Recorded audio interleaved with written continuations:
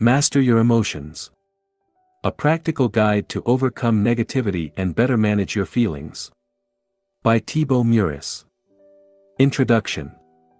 The mind in its own place, and in itself, can make a heaven of hell, a hell of heaven.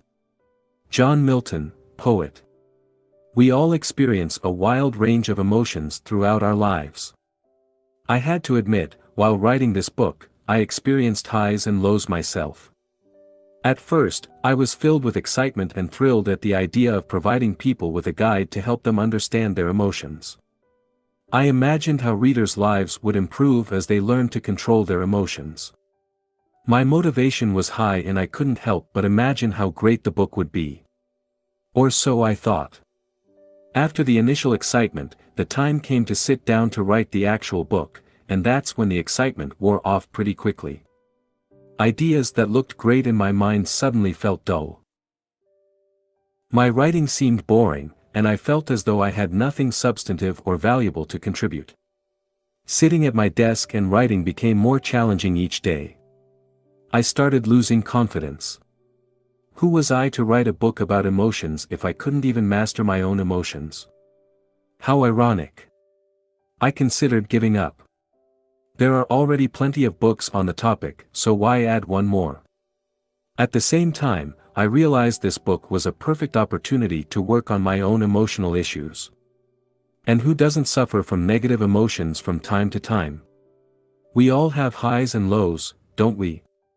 The key is what we do with our lows. Are we using our emotions to grow? Are we learning something from them?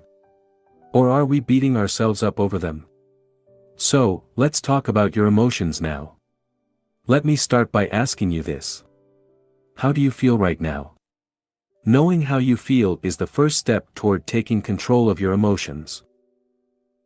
You may have spent so much time internalizing you've lost touch with your emotions. Perhaps you answered as follows: I feel this book could be useful, or I really feel I could learn something from this book. However, none of these answers reflect how you feel. You don't feel like this, or feel like that, you simply feel.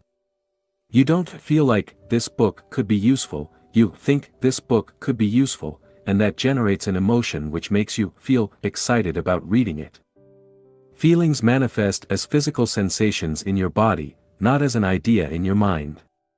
Perhaps, the reason the word feel is so often overused or misused is because we don't want to talk about our emotions. So, how do you feel now? Why is it important to talk about emotions? How you feel determines the quality of your life. Your emotions can make your life miserable or truly magical. That's why they are among the most important things to focus on. Your emotions color all your experiences. When you feel good, everything seems, feels, or tastes better. You also think better thoughts. Your energy levels are higher and possibilities seem limitless. Conversely, when you feel depressed, everything seems dull. You have little energy and you become unmotivated. You feel stuck in a place, mentally and physically, you don't want to be, and the future looks gloomy. Your emotions can also act as a powerful guide. They can tell you something is wrong and allow you to make changes in your life. As such, they may be among the most powerful personal growth tools you have. Sadly, neither your teachers nor your parents taught you how emotions work or how to control them. I find it ironic that just about anything comes with a how-to manual, while your mind doesn't. You've never received an instruction manual to teach you how your mind works and how to use it to better manage your emotions, have you? I haven't. In fact, until now, I doubt one even existed. What you'll learn in this book. This book is the how-to manual your parents should have given you at birth. It's the instruction manual you should have received at school. In it, I'll share everything you need to know about emotions so you can overcome your fears and limitations and become the type of person you really want to be. You'll learn what emotions are, how they are formed, and how you can use them for your personal growth. You'll also learn how to deal with negative emotions and condition your mind to create more positive emotions. It is my sincere hope and expectation that, by the end of this book, you will have a clear understanding of what emotions are and will have all the tools you need to start taking control of them. More specifically, this book will help you understand what emotions are and how they impact your life, identify negative emotions that control your life and learn to overcome them, change your story to take better control over your life and create a more compelling future, and reprogram your mind to experience more positive emotions. Here is a more detailed summary of what you'll learn in this book. In Part 1, we'll discuss what emotions are. You'll learn why you are wired to focus on negativity and what you can do to counter this effect. You'll also discover how your beliefs impinge upon your emotions. Finally, you'll learn how negative emotions work and why they are so tricky.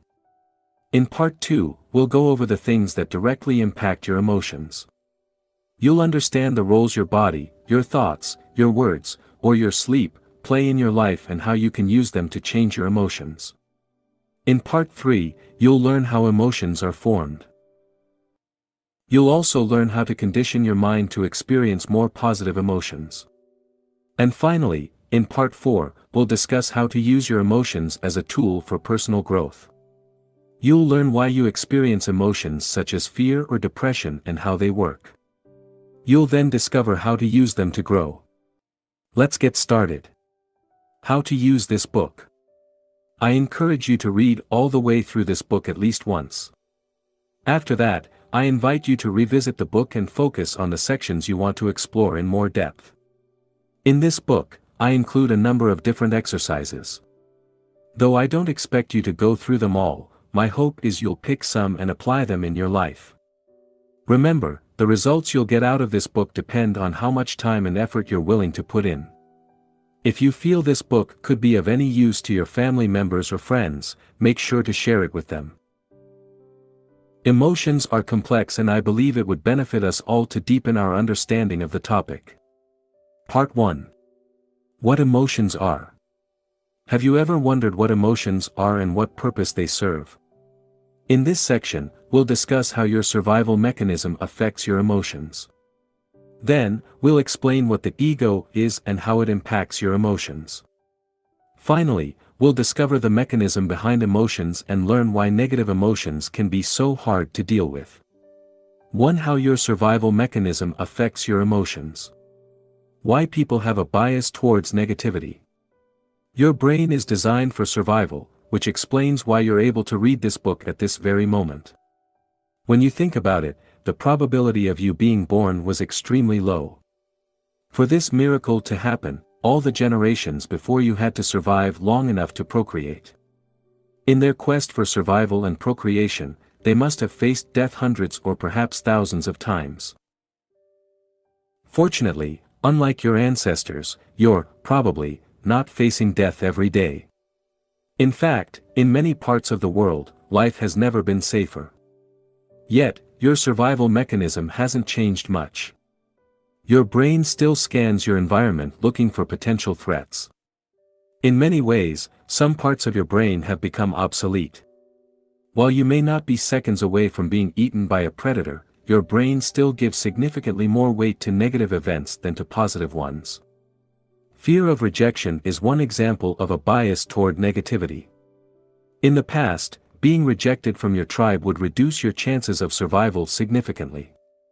Therefore, you learn to look for any sign of rejection, and this became hardwired in your brain. Nowadays, being rejected often carries little or no consequence to your long-term survival. You could be hated by the entire world and still have a job, a roof and plenty of food on the table, yet, your brain is still programmed to perceive rejection as a threat to your survival. This is why rejection can be so painful. While you know most rejections are no big deal, you nevertheless feel the emotional pain. If you listen to your mind, you may even create a whole drama around it. You may believe you aren't worthy of love and dwell on a rejection for days or weeks. Worse still, you may become depressed as a result of this rejection. In fact, one single criticism can often outweigh hundreds of positive ones. That's why, an author with 55-star reviews is likely to feel terrible when they receive a single one-star review. While the author understands the one-star review isn't a threat to her survival, her authorial brain doesn't. It likely interprets the negative review as a threat to her ego, which triggers an emotional reaction.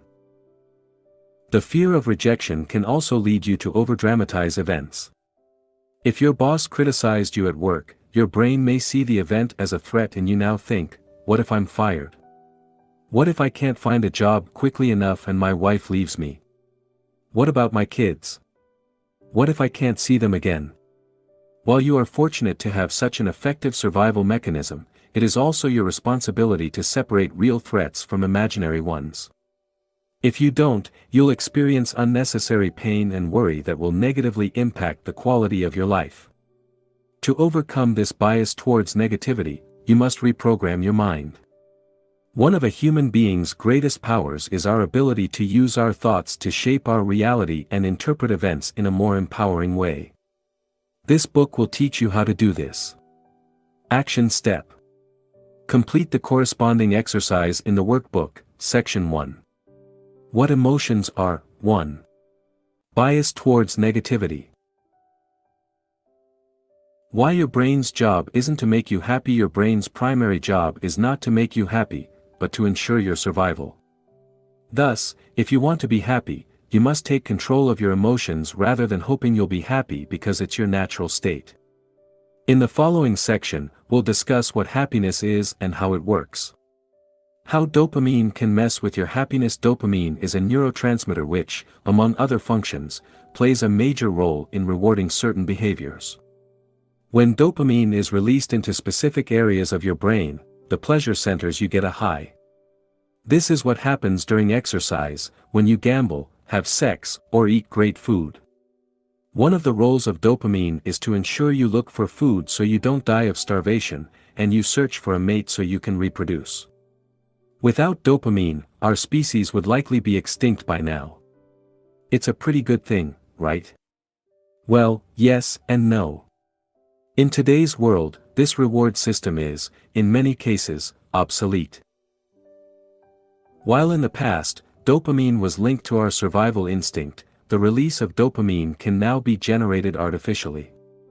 A great example of this effect is social media, which uses psychology to suck as much time as possible out of your life. Have you noticed all these notifications that pop up constantly? They're used to trigger a release of dopamine so you stay connected, and the longer you stay connected, the more money the services make. Watching pornography or gambling also leads to a release of dopamine, which can make these activities highly addictive. Fortunately, we don't need to act each time our brain releases dopamine.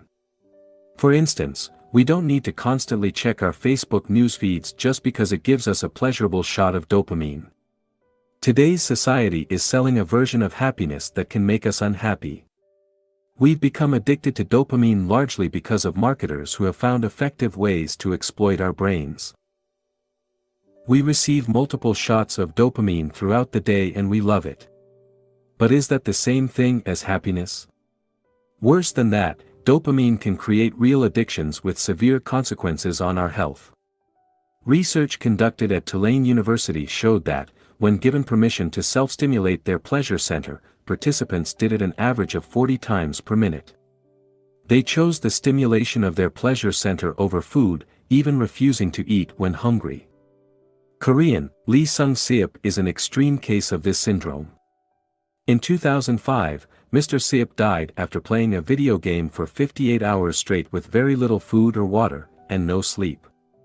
The subsequent investigation concluded the cause of death was heart failure induced by exhaustion and dehydration. He was only 28 years old.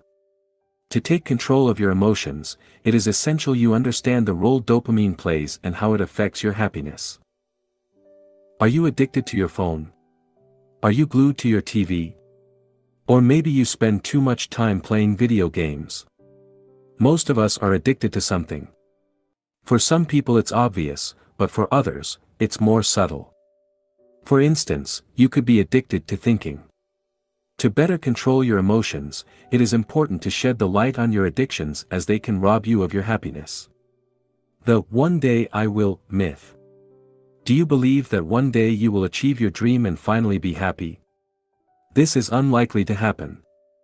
You may, and I hope you will, achieve your dream, but you won't live happily ever after. This is just another trick your mind plays on you. Your mind quickly acclimates to new situations, which is probably the result of evolution and our need to adapt continually in order to survive and reproduce. This is also probably why the new car or house you want will only make you happy for a while. Once the initial excitement wears off, you'll move on to crave the next exciting thing. This phenomenon is known as hedonic adaptation. How hedonic adaptation works. Let me share an interesting study that will likely change the way you see happiness. This study, which was conducted on lottery winners and paraplegics, was extremely eye-opening for me. Conducted in 1978, the investigation evaluated how winning the lottery or becoming a paraplegic influence happiness. The study found that 1 year after the event, both groups were just as happy as they were beforehand. Yes, just as happy, or unhappy. You can find more about it by watching Dan Gilbert's TED Talk, The Surprising Science of Happiness here. Perhaps you believe that you'll be happy once you've made it. But, as the above study on happiness shows, this is simply not true. No matter what happens to you, you'll revert back to your predetermined level of happiness once you've adapted to the new event.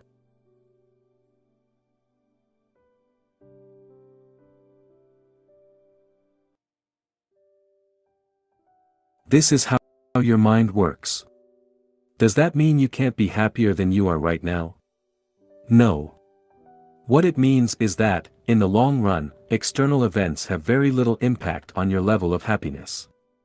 In fact, according to Sonia Lyubomirsky, author of The How of Happiness, 50% of our happiness is determined by genetics, 40% by internal factors, and only 10% by external factors. These external factors include such things as whether we're single or married, rich or poor, and similar social influences. This suggests, only 10% of your happiness is linked to external factors, which is probably way less than you thought. The bottom line is this: your attitude towards life influences your happiness, not what happens to you. By now, you understand how your survival mechanism impacts negatively your emotions and prevent you from experiencing more joy and happiness in your life. In the next section, we'll learn about the ego. Action step. Use the workbook to write down things that give you shots of dopamine. Section 1. What emotions are? 2. Happiness. 2. What is the ego? Your survival mechanism is not the only factor affecting your emotions. Your ego also plays a major role in shaping the way you feel. Thus, to gain more control over your emotions, it is fundamental you understand what your ego is and how it works. Now, let's clarify what we mean by ego. We often say of someone he has a big ego, referring to the ego as something close to pride. While pride is certainly a manifestation of ego, that's only one part of it. You may show no pride and appear humble while still being controlled by your ego. So, what is the ego? The ego refers to the self-identity you've constructed throughout your life. How was this identity created? Put simply, the ego was created through your thoughts and, as a mind-created identity, has no concrete reality. Events that happen to you bear no meaning in themselves. You give them meaning only through your interpretation of those events. Additionally, you accept things about yourself because people told you to do so. What's more, you identify with your name, your age, your religion, your political belief, or your occupation in a similar way. This attachment has consequences. As we'll see later in this book, attachment creates beliefs, and these beliefs lead you to experience certain emotions. For instance, you may become offended when people criticize your religion or attack your political principles. Note that throughout this book, we'll refer to the ego as your story or your identity, using these words interchangeably. Are you aware of your ego? Your understanding of the way your ego works depends on your level of self-awareness. People at the lowest level of consciousness are not even aware the ego exists and, as a result, are enslaved by it. On the other hand, highly self-conscious people can see through their ego. They understand how belief works and how excessive attachment to a set of beliefs can create suffering in their life. In effect, these individuals become the master of their mind and are at peace with themselves. Note that the ego is neither good nor bad, it's just a result of a lack of self-awareness. It fades away as you become aware of it, since ego and awareness cannot coexist. Your ego's need for an identity. Your ego is a selfish entity, only concerned about its own survival. Interestingly, it's rather similar to your brain in the way it operates. It has its own survival mechanism and will do whatever it can to persist. As with your brain, its primary concern is neither your happiness nor your peace of mind. On the contrary, your ego is restless. It wants you to be a go-getter. It wants you to do, have and achieve great things so you can become a somebody. As we already mentioned, your ego needs an identity to exist. The way it does that is through identification with things, people, or beliefs and ideas. Now, let's look at some of the things your ego identifies with to strengthen its identity: physical items. The ego likes to identify with physical things. Needless to say, it thrives in today's world. Perhaps, we can say capitalism and the consumer society we're living in today is the creation of collective egos, which is why it has been the dominant economic model in the recent decades. Marketers perfectly understand people's need to identify with things. They know people don't just buy a product, they also buy the emotions or story attached to the product. Often, you buy certain clothes or a particular car because you want to tell a story about yourself. For instance, you may want to enhance your status, look cool or express your unique personality, and choose the products most closely associated with these ideals. This is how the ego works. It uses things to create a story you can identify with. It doesn't mean things are wrong per se. It's a negative issue only when you become overly attached to things, believing they can fulfill you, which they can't. Your body. Most people derive their self-worth from their physical appearance. Your ego loves the way you look because it is the easiest thing to recognize and quantify. When you strongly associate with your physical appearance, you tend to identify more easily with physical and emotional pain. Believe it or not, you can observe your body without identifying with it. Friends/acquaintances. The ego also derives its sense of identity from your relationships with others. The ego is only interested in what it can get from others. In other words, the ego thrives on the way it can use people to strengthen its identity. If you are honest with yourself, you'll realize most of the things you do are attempts to obtain the approval of others. You want your parents to be proud of you, your boss to respect you, and your wife to love you. Now, let's see in more detail how the ego works in the following cases: parent/child relationships. Some parents' egos lead to the creation of a strong sense of attachment and identification with their children. This is based on the false belief their children are their possessions. As a result, they try to control their children's lives and use them to live the life they wanted to live when they were younger. This is called living vicariously through your children. You see this all the time. Next time you watch a junior soccer, or baseball, game, watch the parents on the touchline to see how some react. Try spotting the parents living vicariously. They are the ones screaming the loudest, and not simply in encouragement. This may happen largely unconsciously. Couples. The feeling of needing someone is very much a play of the ego as well. Anthony de Mello has a beautiful way to put it when he says, "Loneliness is not cured by human company. Loneliness is cured by contact with reality, by understanding that we don't need people." Anthony de Mello. Once you realize you don't actually need anyone, you can start enjoying people's company. You can see them as they really are rather than trying to get something from them. Your beliefs. Your ego also uses beliefs to strengthen its identity. In extreme cases, people become so attached to their beliefs they are ready to die to protect them. Worse still, they are willing to kill people who disagree with them.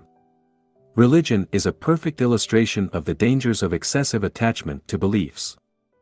The ego will use any belief to strengthen its identity, whether these beliefs are religious, political, or metaphysical. Other objects of identification. Now let's have a look at a non-exhaustive list of things your ego generally derives its identity from: your body, your name, your gender, your nationality, your culture, your family/friends, your beliefs, political beliefs, religious, etc. Your personal story, your interpretation of the past, your expectations regarding the future. Your problems, illnesses, financial situation, victim mindset, etc. Your age. Your job. Your social status. Your role, as employee, homemaker, parental status, employment status, etc. Material items, your house, car, clothes, phone, etc. Your desires. The ego's main characteristics. Here are some main characteristics of the ego. The ego tends to equate having with being, which is why the ego likes to identify with objects. The ego lives through comparison. Your ego likes to compare itself with other egos. The ego is never satisfied. Your ego always wants more. More fame, more stuff, more recognition, and so on. The ego's sense of self-worth often depends on the worth you have in the eyes of others. Your ego needs the approval of other people to feel valued. The ego's need to feel superior. Your ego wants to feel superior to other egos. It wants to stand out and needs to create artificial separations to do that. Here are some stratagems it employs, enhancing its value through people. If you have smart/famous friends, your ego will associate with them to strengthen its identity. This is why some people love to tell others how smart, rich, or famous their friends are. Gossiping. People gossip because it makes them feel different and superior in some way. This is why some people like to put other people down and talk behind their back. It makes them, and everybody else in their gossiping group, feel superior. Manifesting an inferiority complex. This hides a desire to be better than others. Yes, even in this case, people want to feel superior. Manifesting a superiority complex. This hides the fear of not being good enough. Looking for fame. This offers the illusion of superiority, which is why people often dream of becoming famous. Being right. The ego loves to be right. It's a great way for it to affirm its existence. Have you noticed that everybody, from Adolf Hitler to Nelson Mandela, believe they're doing the right thing? Most people think they are correct. But can everybody be right? Complaining. When people complain, by definition they believe they are right and others are wrong. It works with objects as well. Have you ever bumped into a table and complained or even insulted it? I have, and the darn table was wrong to be in my way, wasn't it? Seeking attention. The ego likes to stand out. It loves recognition, praise, or admiration. To seek attention, people may also commit crimes, wear eccentric clothes, or have tattoos all over their body. Your ego's impact on your emotion. Understanding the way your ego works can help you better control your emotions. To do this, you must first realize your current story is the result of a strong identification with people, things, or ideas. This strong identification is the root of many of the negative emotions you experience in your life. For instance, when life doesn't unfold according to your personal story, you get upset, or when someone challenges one of your beliefs, you become defensive. In short, most of your emotions are based on your personal story and the way you perceive the world. As you replace your current story with a more empowering one, while, at the same time, letting go of your excessive attachment to things, people, or ideas, you will be able to experience more positive emotions. Later in this book, we'll see how you can change the way you interpret events. Action step. Take a few minutes to answer the questions in the workbook, section 1. What emotions are? 3. The nature of the ego. 3. The nature of emotions. Emotions can be tricky. In this section, we'll discuss in depth how they work. By understanding the mechanism behind emotions, you'll be able to manage them more effectively as they arise. The first thing to understand is that emotions come and go. One moment you feel happy, the next you feel sad. While you do have some control over your emotions, you must also recognize their unpredictable nature. If you expect to be happy all the time, you set yourself up for failure. You then risk blaming yourself when you fail to be happy, or even worse, beat yourself up for it. To start taking control of your emotions, you must accept they are transient. You must learn to let them pass without feeling the need to identify strongly with them.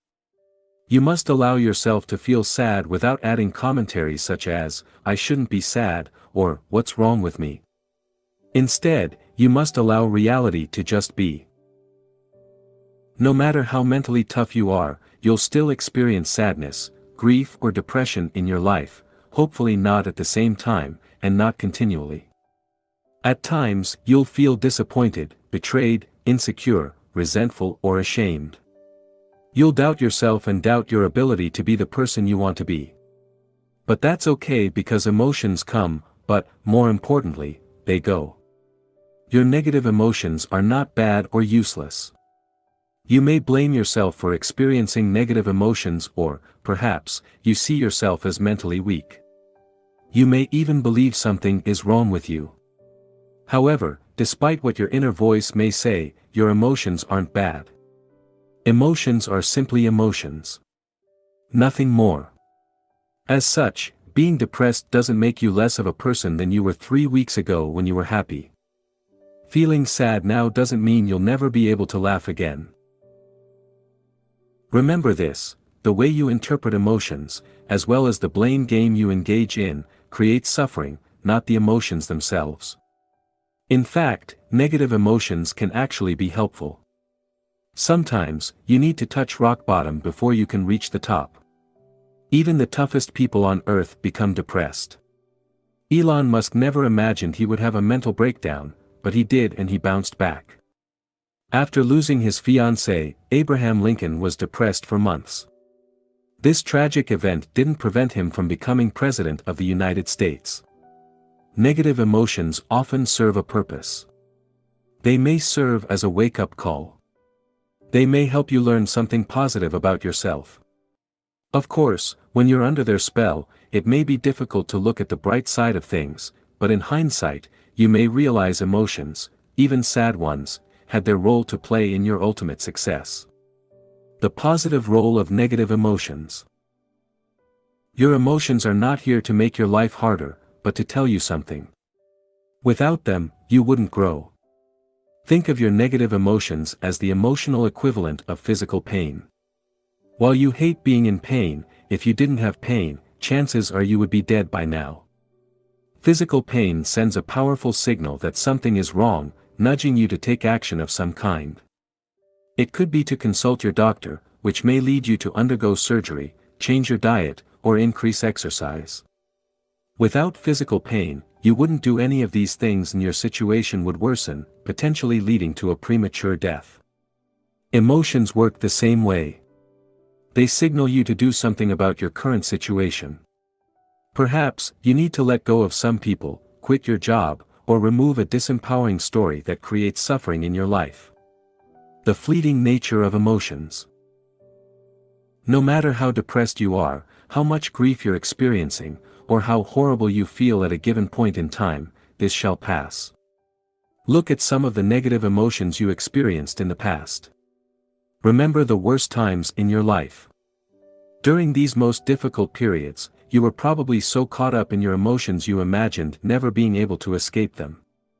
You couldn't imagine being happy again. But even these episodes ended. Eventually, the clouds dissipated and the real you shone again. Your emotions come and they go. Your depression will go, your sadness will vanish and your anger will fade away. Bear in mind, if you experience the same emotions repeatedly, it probably means you hold disempowering beliefs and need to change something in your life. We'll discuss how later. If you suffer from severe, chronic depression, it might be a good idea to consult a specialist. The trickiness of emotions. Have you ever felt you'll never be happy again? Have you ever been so attached to your emotions you thought they'll never go away? Don't worry, it's a common feeling. Negative emotions act as a filter that taints the quality of your experiences. During a negative episode, every experience is perceived through this filter.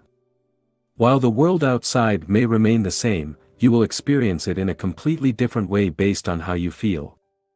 For instance, when you're depressed, you don't enjoy the food you eat, the movie you see, or the activities in which you engage. You only see the negative side of things, feeling trapped and powerless. On the other hand, when you're in a positive mood, everything in life appears better. Food tastes great, you're naturally friendlier, and you enjoy all the activities you partake in. You may now believe that, armed with the knowledge you have gained from this book, you'll never be depressed again. Wrong. You'll keep experiencing sadness, frustration, depression, or resentment, but hopefully, each time these occur, you'll become wiser and wiser, remembering that this too shall pass. I have to admit, I can easily be fooled by my emotions.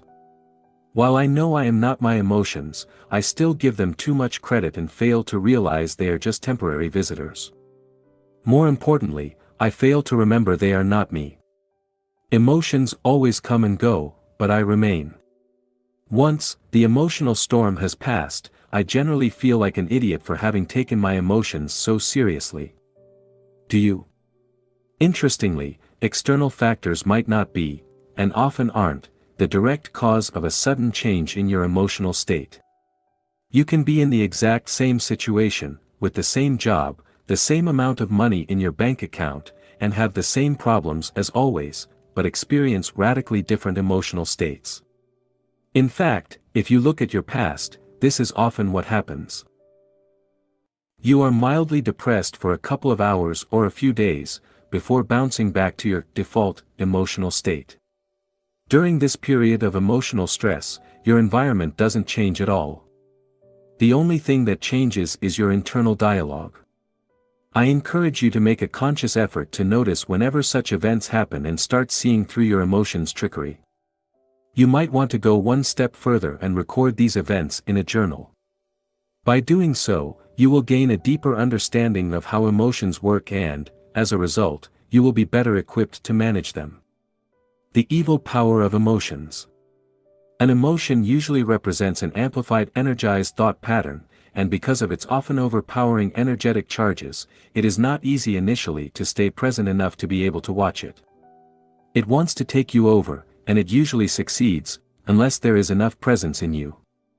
Eckhart Tolle, The Power of Now. Negative emotions are like a spell. While you're under their influence, breaking free from them seems impossible. You may know dwelling on the same thoughts is pointless, yet you can't help but go along with the flow. Feeling an intense pull, you keep identifying with your thoughts and, as a result, feel worse and worse. When this happens, no rational argument seems to work. The more these emotions fit your personal story, the stronger the pull becomes. For instance, if you believe you aren't good enough, you may experience negative emotions such as guilt or shame each time you judge what you do is not good enough. Because you've experienced these emotions so many times before, they have become an automatic response. For more information on how the identification with emotions works, refers to the section Identification.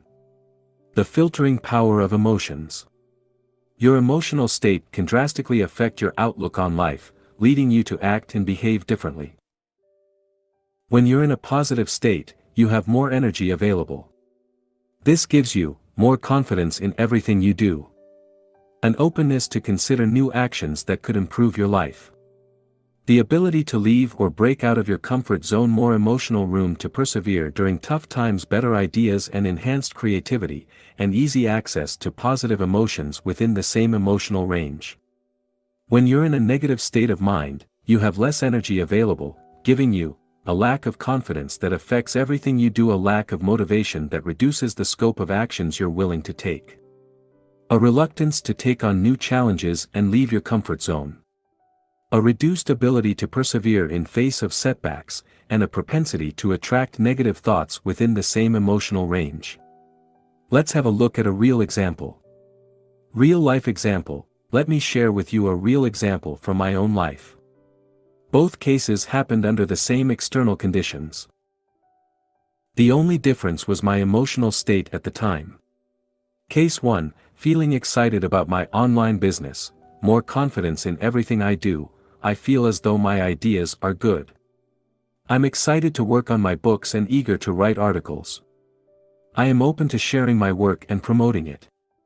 An openness to consider new courses of action, I am open to new ideas or to work on a new project. I can think of ways to collaborate with other authors and start building a new coaching program to offer my audience.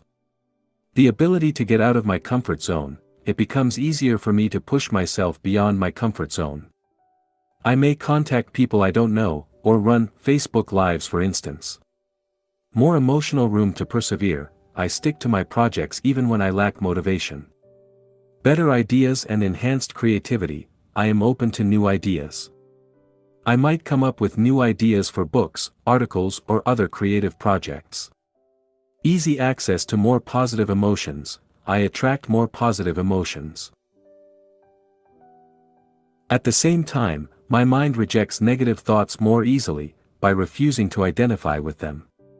Case 2, feeling mildly depressed due to my lack of results, a lack of confidence, I start doubting myself and all the projects I'm currently working on. Suddenly, everything I do becomes useless or not good enough.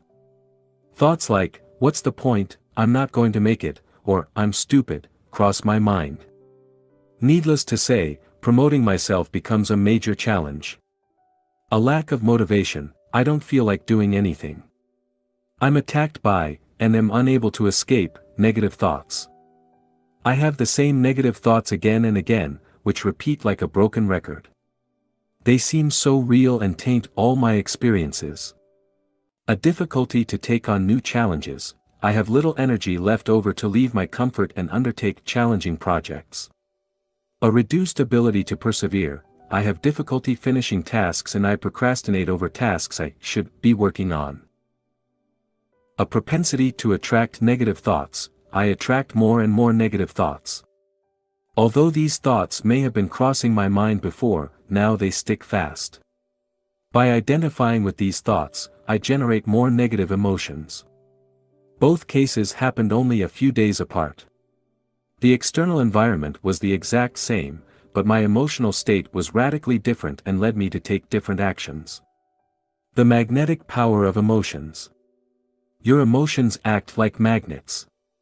They attract thoughts on the same wave. That's why, when you're in a negative state, you easily attract other negative thoughts, and by latching onto these thoughts you make the situation worse. As Eckhart Tolle wrote in The Power of Now, often, a vicious circle builds up between your thinking and the emotion, they feed each other. The thought pattern creates a magnified reflection of itself in the form of an emotion, and the vibrational frequency of the emotion keeps feeding the original thought pattern. Eckhart Tolle. Now, let's see what you can do to break free from that magnetic power. Breaking the magnetic power of emotions. Let's say you have a bad day at work and you're in a terrible mood. The negative state you're in causes you to attract more negative thoughts. Suddenly, you fixate on the fact you're still single at 30 and start beating yourself up over it. Then, you blame yourself for being overweight. You also remember you have to go to the office the following Saturday, which reminds you how much your job sucks. Do you see how much easier it is to attract negative thoughts when you're feeling low? To prevent this from happening, it is essential you remove the habit of clustering negative thoughts together. Real life example, I have knee problems, which prevents me from practicing many sports. Since I've always loved sports, these injuries have been a source of emotional pain. Fortunately, I seldom feel pain in my knees, but when I do, it can trigger negative emotions. One day, as I was observing my thought process, we all have different hobbies, haven't we? I realized experiencing pain in my knees negatively affected my mood, triggering more negative emotions in a negative feedback loop.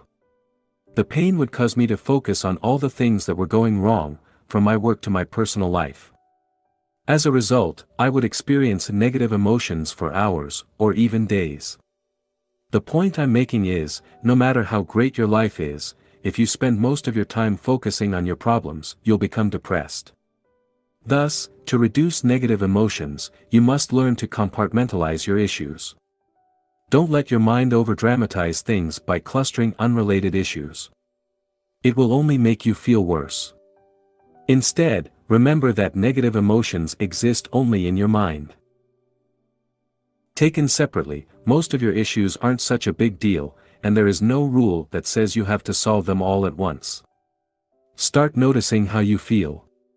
Record your negative emotions. Look at what triggers them. The more you do this, the more you will uncover certain patterns. For example, let's say you felt sad for a couple of days. Ask yourself the following questions. What triggered my emotions? What fueled them over the 2-day period? What story was I telling myself? How and why did I get out of my slump? What can I learn from this episode? Answering these questions will be invaluable and will greatly help you deal with similar issues in the future. Your emotional accessibility. We previously saw you attract thoughts that matched your emotional state. The opposite is also true. You can't attract thoughts that are out of sync with how you feel at any given time. Even if you tried to think positive thoughts, your mind wouldn't be receptive to them. This is why during periods of sadness, while positive thoughts may cross your mind from time to time, you won't be able to associate with them and you won't be able to change your emotional state. Your emotional set point. Have you ever been told to cheer up when you were grieving, or express gratitude when you were depressed? Did it help? It probably didn't. This is because the emotional state you were in didn't allow you access to these emotions. In their book, Ask and It Is Given, Esther and Jerry Hicks offer a model to explain how emotional ranges are connected and how we can move up the ladder from negative to more positive emotions. For instance, in this model, depression or hopelessness is at the bottom of the ladder, followed by anger. What it means is that when you feel depressed, signs of anger indicate you're climbing the emotional ladder. This makes sense. When you're angry, you have more energy than when you're depressed, right? Recently, after being depressed for a while, I experienced feelings of anger. For some reason, I got tired of the stories and excuses running through my mind, and I used the anger as a fuel to complete the tasks I had been avoiding. As a result, I was able to create momentum and climb the emotional ladder. Whenever you experience negative emotions, watch for emotions that give you more energy. So-called negative emotions like anger can help you overcome even more disempowering emotions, like hopelessness. Only you know how you feel. Therefore, if anger feels better, accept it. Emotions and mental suffering. Did you know you create a lot of unnecessary pain in your life? Each time you lock on to a thought, or hold on to an emotion, you suffer. A great example of this is how you react to physical pain. Whenever you feel pain, your first reaction is to interpret it. When you do so, you generate negative thoughts. Your identification with these thoughts is what creates mental suffering. Below are some of the thoughts that may cross your mind in these situations. What if this pain never goes away? What if I can't do X, Y, Z anymore because of the pain? What if it gets worse? What if I need to undergo surgery? What if I can't go to work? I have an important project I must finish on time. With this pain, today's going to be challenging. I don't have money. How will I pay hospital bills if things get worse? This internal dialogue creates suffering but does nothing to help solve the problem. You can still function properly and take appropriate actions without dwelling on any of the above worries. Negative emotions are not the problem, the mental suffering you create out of these emotions is. Another example of mental suffering is procrastination. Have you ever delayed starting a task for days or weeks just to realize it wasn't a big deal once you'd completed it? I have. What was the most exhausting part, the task itself, or the time you spent worrying about it? Or perhaps you didn't sleep long enough and keep telling yourself today's going to be a rough day. As you imagine all the tasks you need to do, you already feel exhausted. Psychologists have shown that mental suffering is what consumes most of your energy. After all, sitting at a desk all day shouldn't be that tiring, yet many of us feel exhausted at the end of the day. In his classic book, How to Stop Worrying and Start Living, Dale Carnegie wrote the following: one of America's most distinguished psychiatrists, Dr. Brill, goes even further. He declares, 100% of the fatigue of the sedentary worker in good health is due to psychological factors, by which we mean emotional factors. Dale Carnegie. People inflict a tremendous amount of suffering on themselves. As you continue reading this book, you'll realize the idiocy of this activity. You'll notice people around you dwelling on a past they cannot alter. You'll see your family members and friends worrying about a future they cannot predict. You'll witness people having the same repeated thoughts, running in circles to fight a problem that exists only in their mind. For thousands of years, mystics have told us that problems are in our mind. They have repeatedly invited us to look within. Yet, today, how many people are listening? Too many of us are addicted to our problems. Instead of letting go, we complain, we play the victim, we blame other people, or we discuss our problems without doing anything to solve them. To reduce this mental suffering, we must refuse to interpret our emotions in a negative and disempowering way. Why problems don't exist? If we go one step further and look at reality in an objective way, we can say that problems don't actually exist. Here is why: what you don't focus on doesn't exist. A problem only exists when you give it your attention. From your mind's perspective, what you don't give any thought to doesn't exist. Let's take a hypothetical example. Imagine you lost your legs. If you accept that fact immediately and refuse to give it any thought, there will be no problem and thus, no mental suffering. You would simply be living in reality. Of course, that's usually not what happens. A problem exists only in time. A problem can only exist in the past or in the future. And where do the past and future exist? In your mind.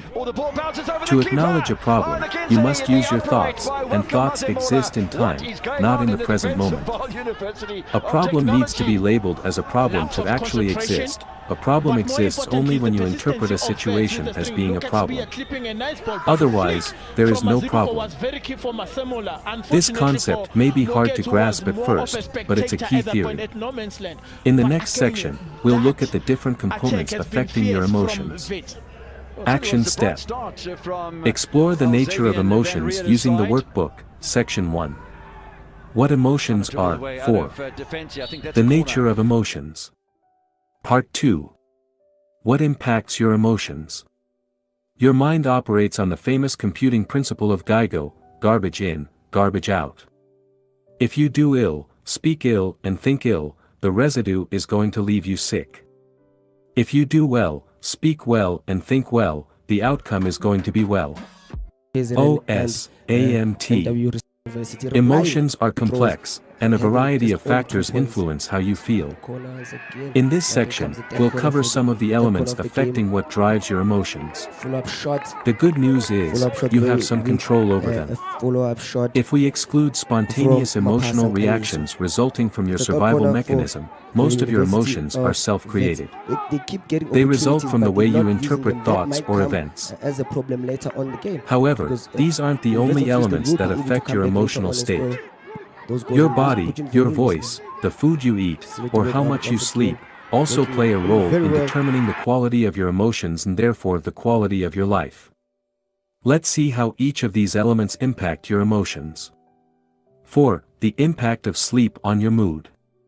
The quality of your sleep and how much of it you get affects your emotional state. You've probably experienced the side effects of sleep deprivation yourself. Perhaps, you felt grumpy, unable to concentrate, listless, or had difficulty dealing with negative emotions. Sleep deprivation can impact mood in many different ways. According to a survey performed on people suffering from anxiety or depression, most of the respondents reported receiving less than 6 hours sleep per night. Sleep deprivation also increases mortality risk.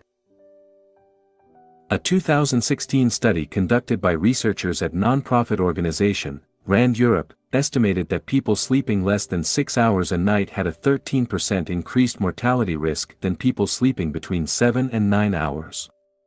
The same studies revealed that lack of sleep cost an estimated $411 billion per year to the United States economy.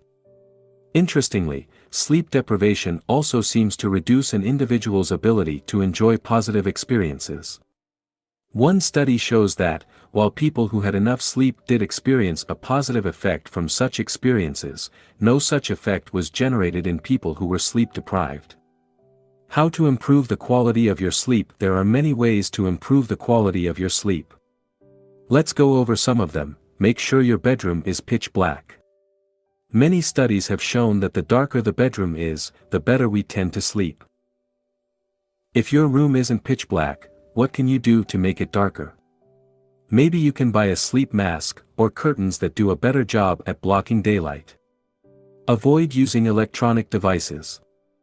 This applies to smartphones, tablets, televisions, and the like. According to sleepfoundation.org, studies have shown that even our small electronic devices emit sufficient light to miscue the brain and promote wakefulness. As adults, we are subject to these influences, and our children are particularly susceptible. A 2014 study published in PNAS showed that melatonin, a chemical which helps regulate sleep patterns, was reduced by 50% in participants who read with electronic devices rather than books. These participants took about 10 minutes longer to fall asleep and lost 10 minutes of deep sleep, also known as REM. Participants also reported feeling less alert in the morning. If your device has a light setting for nighttime use, it may still have a negative impact on your sleep, but just test the night setting and see if it makes a difference to your sleep patterns. If you absolutely have to use electronic devices at night, considering wearing glasses that block the blue light they emit. It's best to put the glasses on a few hours before you go to bed. Relax your mind. If you're like me, you may have all kinds of thoughts running through your head when it's time to fall asleep. I tend to get very excited about new ideas I have, or things I want to do. As a result, I often feel as though there are so many things I could have completed during the day, and these feelings make it difficult for me to sleep. Aside from turning off electronic devices before bed, I've found that listening to soothing music really helps. Reading a physical book can also help me relax, as long as I don't get too excited by the book, which has been known to happen. Avoid drinking too much water within 2 hours of going to bed. This one is obvious, but still worth mentioning. If you have to go to the bathroom in the middle of the night, it's going to interrupt your sleep pattern. This, of course, will probably make you more tired the next day. Have an evening ritual. This alone will help you fall asleep more easily. It's best to try going to bed at the same time every night, including the weekends. If you like to go out during the weekend and stay up late, this will present a challenge, but I encourage you to give it a try and see how it goes. An evening ritual will also help you stay on track with your morning ritual. It will be easier to wake up every day at the same time without feeling tired if you have a morning and a nighttime ritual. If you do go out and stay up late during the weekend, one thing you can do is still wake up as early as during the weekdays and have a couple of naps throughout the day as necessary. If you have difficulty sleeping well, try to implement some of the things mentioned above. The best advice I can give you is to keep trying different strategies until you figure out what works best for you.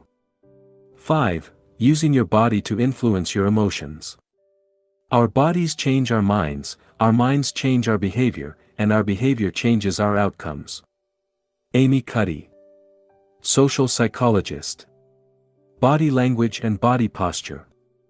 By changing your body language and your body posture, you can alter the way you feel. When you are confident or happy, you expand your body and make yourself bigger. Have you noticed how men straighten their backs, expand their chests, and tighten their stomachs when they see an attractive woman? That's an unconscious behavior designed to show confidence and power, the same way gorillas pound their chests. In one of her experiments, Amy Cuddy, a social psychologist at Harvard Business School, showed that participants who adopted a high-power pose for just 2 minutes displayed characteristics similar to those of confident and powerful people. More specifically, she noticed the following hormonal changes. After adopting a high-power pose for 2 minutes, testosterone increased by 25%. Cortisol decreased by 10%, and risk tolerance increased, with 86% of participants choosing to partake in a game of chance. After adopting a low-power pose for 2 minutes, testosterone decreased by 10%. Cortisol increased by 15%, and risk tolerance decreased, with only 60% of participants choosing to partake in a game of chance. As you can see, you can actually change the way you feel merely by changing your body posture or facial expression. It is what some people call, fake it until you make it. For instance, you can put a smile on your face to make you feel happier. Conversely, you can negatively affect your mood and even create a depression by changing your body posture.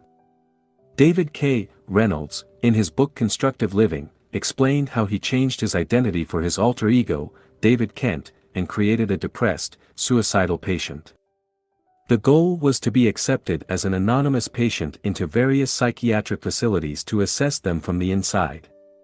Note that he wasn't simulating depression, he was actually depressed. Psychological tests proved it. Here is how he created depression. Depression can be created by sitting slouched in a chair, shoulders hunched, head hanging down. Repeat these words over and over. There's nothing anybody can do. No one can help. It's hopeless. I'm helpless. I give up. Shake your head, sigh, cry. In general, act depressed and the genuine feeling will follow in time. David K. Reynolds, Constructive Living. The benefits of exercising. According to Michael Otto, professor of psychology at Boston University, failing to exercise when you feel bad is like explicitly not taking an aspirin when your head hurts. When the time came for David Kent to bring David K. Reynolds back to life, what do you think he needed to do? He needed to change his body position. Easy to say but hard to do when you're clinically depressed. Of course, he knew that better than anybody else. Still, he had to force himself to become physically active, despite not wanting to do so. As he started increasing his physical activity and getting busy, he felt better and better until he fully recovered. David Kent's story shows that regular exercising improves, not only your physical well-being, but also your mood. Studies have shown that exercising can treat mild to moderate depression as effectively as antidepressants. In one study, James Blumenthal, a clinical psychologist at Duke University, assigned sedentary adults with major depressive disorders to one of 4 groups: supervised exercise, home-based exercise, antidepressant therapy, or a placebo pill. After 4 months, Blumenthal found that patients in the exercise and antidepressant group had the highest rates of remission. In his conclusions, he stated that exercise has more or less the same effect as antidepressants. When he followed up with the same patients a year later, Blumenthal discovered that people who were still exercising regularly had lower depression scores than people who only exercised sporadically. Exercise seems to not only help treat depression, but also to prevent relapse. So, when it comes to mastering your emotions, make sure exercising is part of your toolbox. Fortunately, you don't have to run 10 miles a day to reap the benefits of exercise. Simply walking for 30 minutes, 5 days a week can work wonders. According to research published in PLOS Medicine, 2.5 hours moderate exercise a week could add 3.25 years to your lifespan. Another study of 5,000 people in Denmark showed that individuals who exercised regularly lived 5 to 7 years longer than sedentary counterparts. As for the benefits of exercising on your mood, they are both immediate and long-term. Professor of Psychology, Michael Otto, says you usually derive a mood enhancement effect within 5 minutes of partaking in moderate exercise. And, as we've just seen, exercising regularly improves your long-term mental health and can be as effective as antidepressants. What about you? What activity are you going to take on to improve your mental and physical health? 6. Using your thoughts to influence your emotions.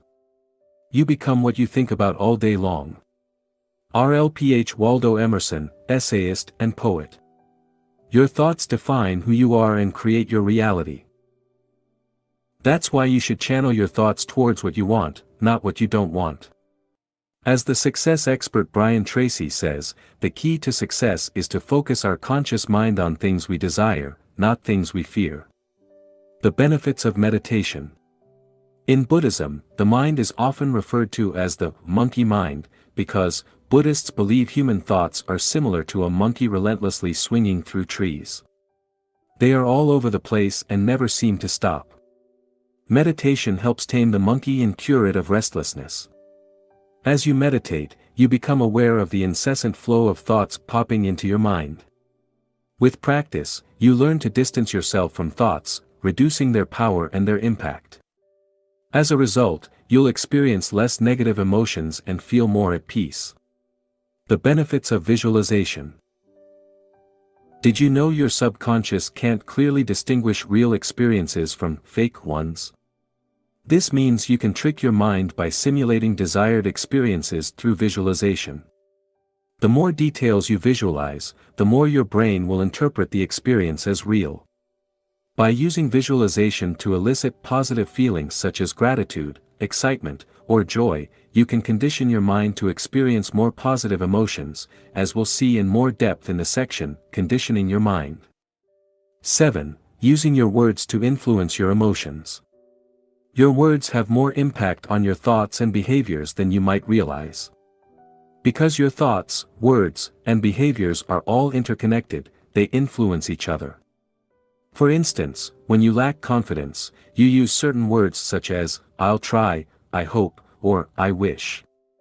Conversely, using specific words can make you feel less confident. This also means you can boost your confidence by using certain words such as, I will.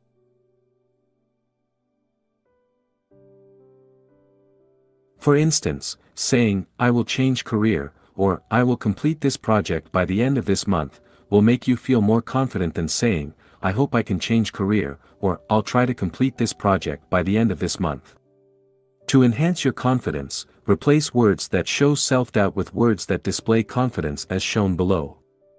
Words to be avoided, would / could / should / might try / hope / wish. Maybe / perhaps. If everything is okay. If everything goes well.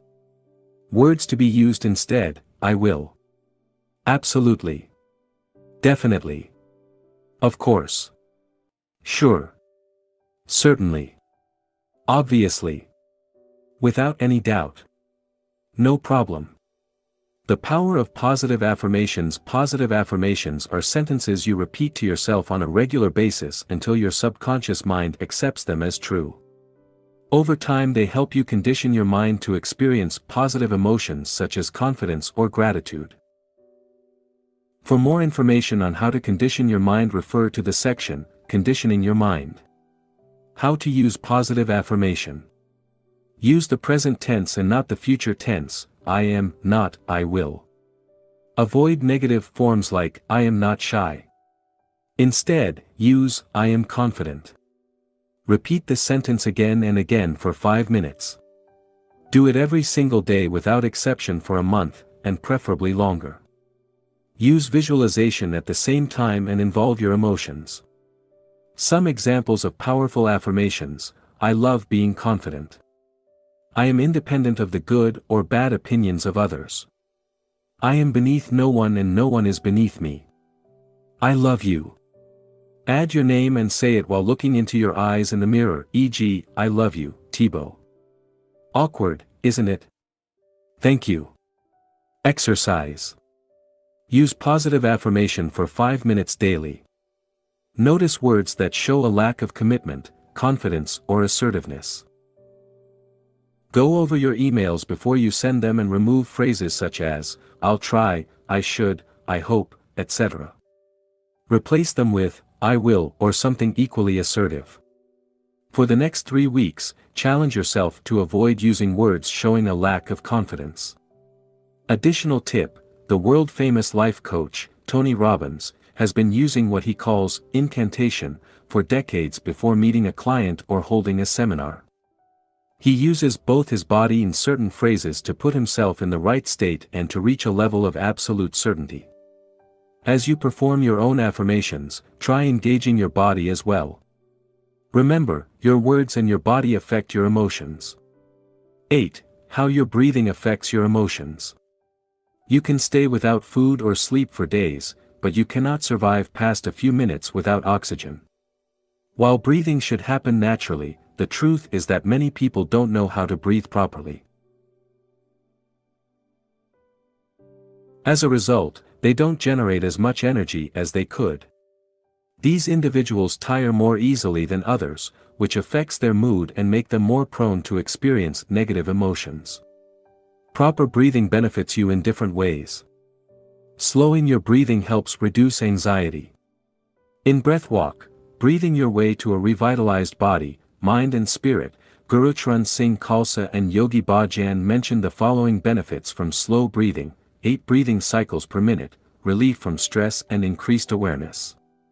For breathing cycles per minute, intense feelings of awareness, increased visual clarity, heightens bodily sensitivity. 1 breathing cycle per minute, optimized cooperation between brain hemispheres, dramatic calming of anxiety, fear, and worry. Rapid breathing such as the breath of fire, allows you to release stress, be more alert and have more energy alongside with other benefits. You can watch a tutorial video here. For a more general overview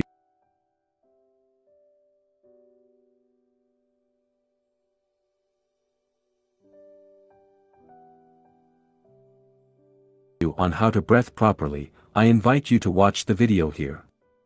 For more on how to use breathing to change your mood, you can refer to Breath Walk, Breathing Your Way to a Revitalized Body, Mind and Spirit, or search out other books on breathing. 9. How your environment affects your emotions. Your environment also influences the way you feel. By environment, I mean everything around you can affect you in some way. It could be people you hang out with, TV shows you watch, or the place you live. For instance, negative relatives may drag you down, while a messy desk may be demotivating. I've noticed that when I feel demotivated, decluttering my desk, cleaning my room, or reorganizing files on my computer often gives me a boost of motivation. For more on how you can use your environment to change your emotions, see the section, Changing Your Environment. 10. How music affects your emotions. We all know music affects our mood. Who hasn't listened to Rocky's song while working out? For instance, music can help you relax when you're tired, motivate you when you're in a slump, help you persevere when you're at the gym, help you access feelings of gratitude, and put you in a positive mood state. Some studies have shown that listening to positive music can help people boost their mood. In a study conducted in 2012, participants reported higher positive mood after listening to a positive song for just 12 minutes, 5 times, over a 2-week period. Interestingly, it only worked with participants who were told to make an effort to boost their mood. Other participants didn't report such mood improvement. Another study conducted in 2014 showed that music can help reduce negative mood and boost self-esteem as indicated below. Specifically, the most significant results of the music interventions on the psychological side can be identified in the aspects more closely related to mood, especially in the reduction of the depressive and anxieties component, and in the improvement of the emotional expression, communication and interpersonal skills, self-esteem and quality of life. Valerie N. Stratton, Ph.D. and Annette H. Zalanowski, of Penn State University, also studied the effect of music on mood. They asked their students to keep music diaries for 2 weeks. Stratton concluded that, not only did our sample of students report more positive emotions after listening to music, but their already positive emotions were intensified by listening to music. Interestingly, the music genre and the context in which students listened to the music didn't affect the result. Students' mood improved whether they listened to rock or classical music, or whether they were at home, driving, or socializing. Using music to condition your mind. You can go one step further and use the power of music to condition your mind by creating playlists tailored to your emotional needs. Building playlists is time-consuming, but well worth the effort. The world-class endurance athlete and coach, Christopher Bergland, uses music to help him stay motivated and perform at his best. This is what he wrote in an article published in Psychology Today. As an athlete, I developed an ideal mindset for peak performance and used an arsenal of time-tested songs to fortify this alter ego and invincible state of mind. During my training and races, it became obvious that even in really horrible weather conditions, or when I was physically suffering, that I could use music, and my imagination, to create a parallel universe that had little to do with reality. I used music to stay optimistic and see the glass as perpetually half full while doing ultra-endurance races. You can use music as a tool when you work out or in your daily life the same way. Christopher also enjoys listening to specific songs before a big interview or when he does public speaking. Personally, I like to listen to songs that make me feel grateful. What about you? How can you use music to improve your mood? Exercise. Experiment with different types of music. Experiment with different types of music and see how you can use them to boost your mood. For instance, you could use music to help you meditate, work out, or do your homework. As you do so, keep the following points in mind. Everybody is different. Don't listen to a song because it's popular. Listen to it because it makes you feel the way you want to feel. We all have different musical tastes. The only thing that matters is how you feel when you listen to music. Keep experimenting, listen to different types of music and see how they make you feel. Are you inspired? Motivated? Happy? Relaxed? Start creating playlists for specific moods you want to experience. Action step.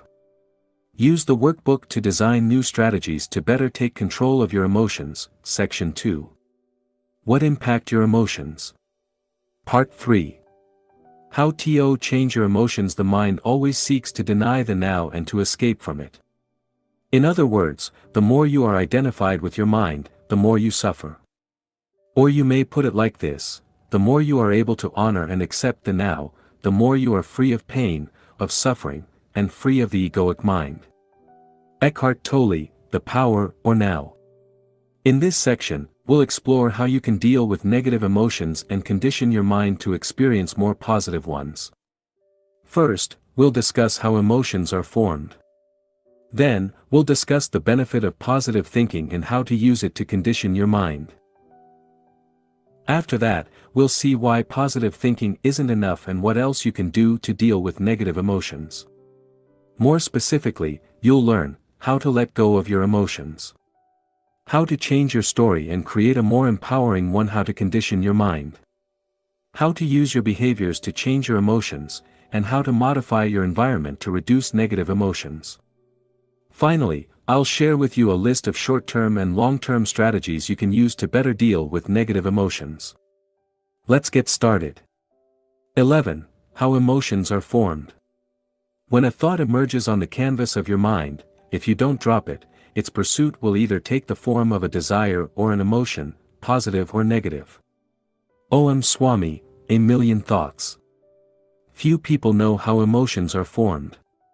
While we experience them all day long, we seldom, if ever, take time to understand why we are feeling certain emotions and how they came into existence. First, let's differentiate two types of negative emotions. The first type are the negative emotions you experience spontaneously.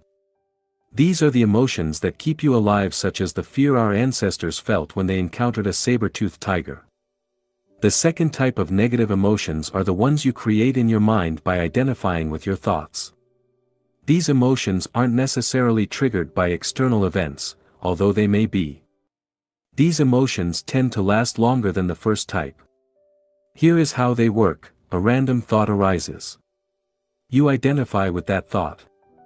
This identification creates an emotional reaction. As you keep identifying with that thought, the related emotion grows stronger until it becomes a core emotion. Let's look at some examples. You have money problems, and each time your mind comes up with money-related thoughts you identify with them. As a result, your worry about money intensifies. You had an argument with your friend and fell out with him. You can't stop replaying the scene in your mind. As a result, months have passed and you still haven't called to make up with your friend. You made a mistake at work and are ashamed of yourself. You keep revisiting the same thought over and over. As a result, your feelings of inadequacy grow stronger. Your tendency to identify with negative thoughts repeatedly is what allows them to grow stronger. The more you focus on your financial challenges, the easier it will be for related thoughts to arise in the future.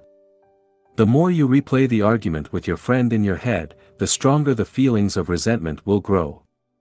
Similarly, as you keep thinking of the mistake you made at work, you invite feelings of shame and intensify the situation. The point is, when you give thoughts room to exist, they spread and become major points of focus. This simple process of identification allows seemingly inoffensive thoughts to take control of your mind.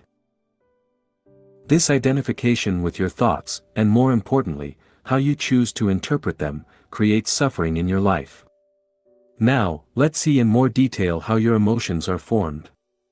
This will help you better deal with negative emotions while allowing positive emotions to grow.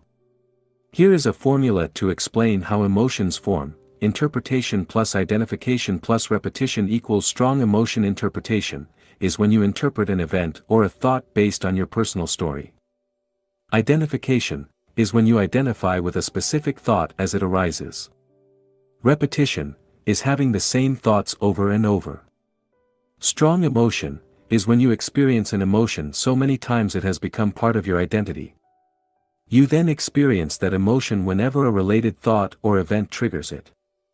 Altogether, interpretation, identification and repetition give room for emotions to grow. Conversely, whenever you remove one of these elements from the equation, these emotions start losing their power over you. To sum up, for an emotion to grow in intensity and duration, you must first interpret an event or a thought, then, you must identify with that thought as it arises, finally, you must repeat the same thoughts again and again, and identify with it. Now, let's discuss in more depth each component of the formula. 1. Interpretation. Interpretation plus identification plus repetition equals strong emotion. Negative emotions always result from your interpretation of events. That's why two different people might react to the same event in different ways. One might be devastated, while the other might be unaffected. For instance, for a farmer rain could be a blessing, but for someone going on a picnic it would be seen as a curse. That's because of the meaning they give to the event. In short, for negative emotions to arise, you must add your interpretation to a specific event. The event in itself cannot trigger negative emotions without your consent. So, why do you keep experiencing negative emotions? I believe it's because reality fails to meet your expectations. You want reality to be one way, but it turns out to be another.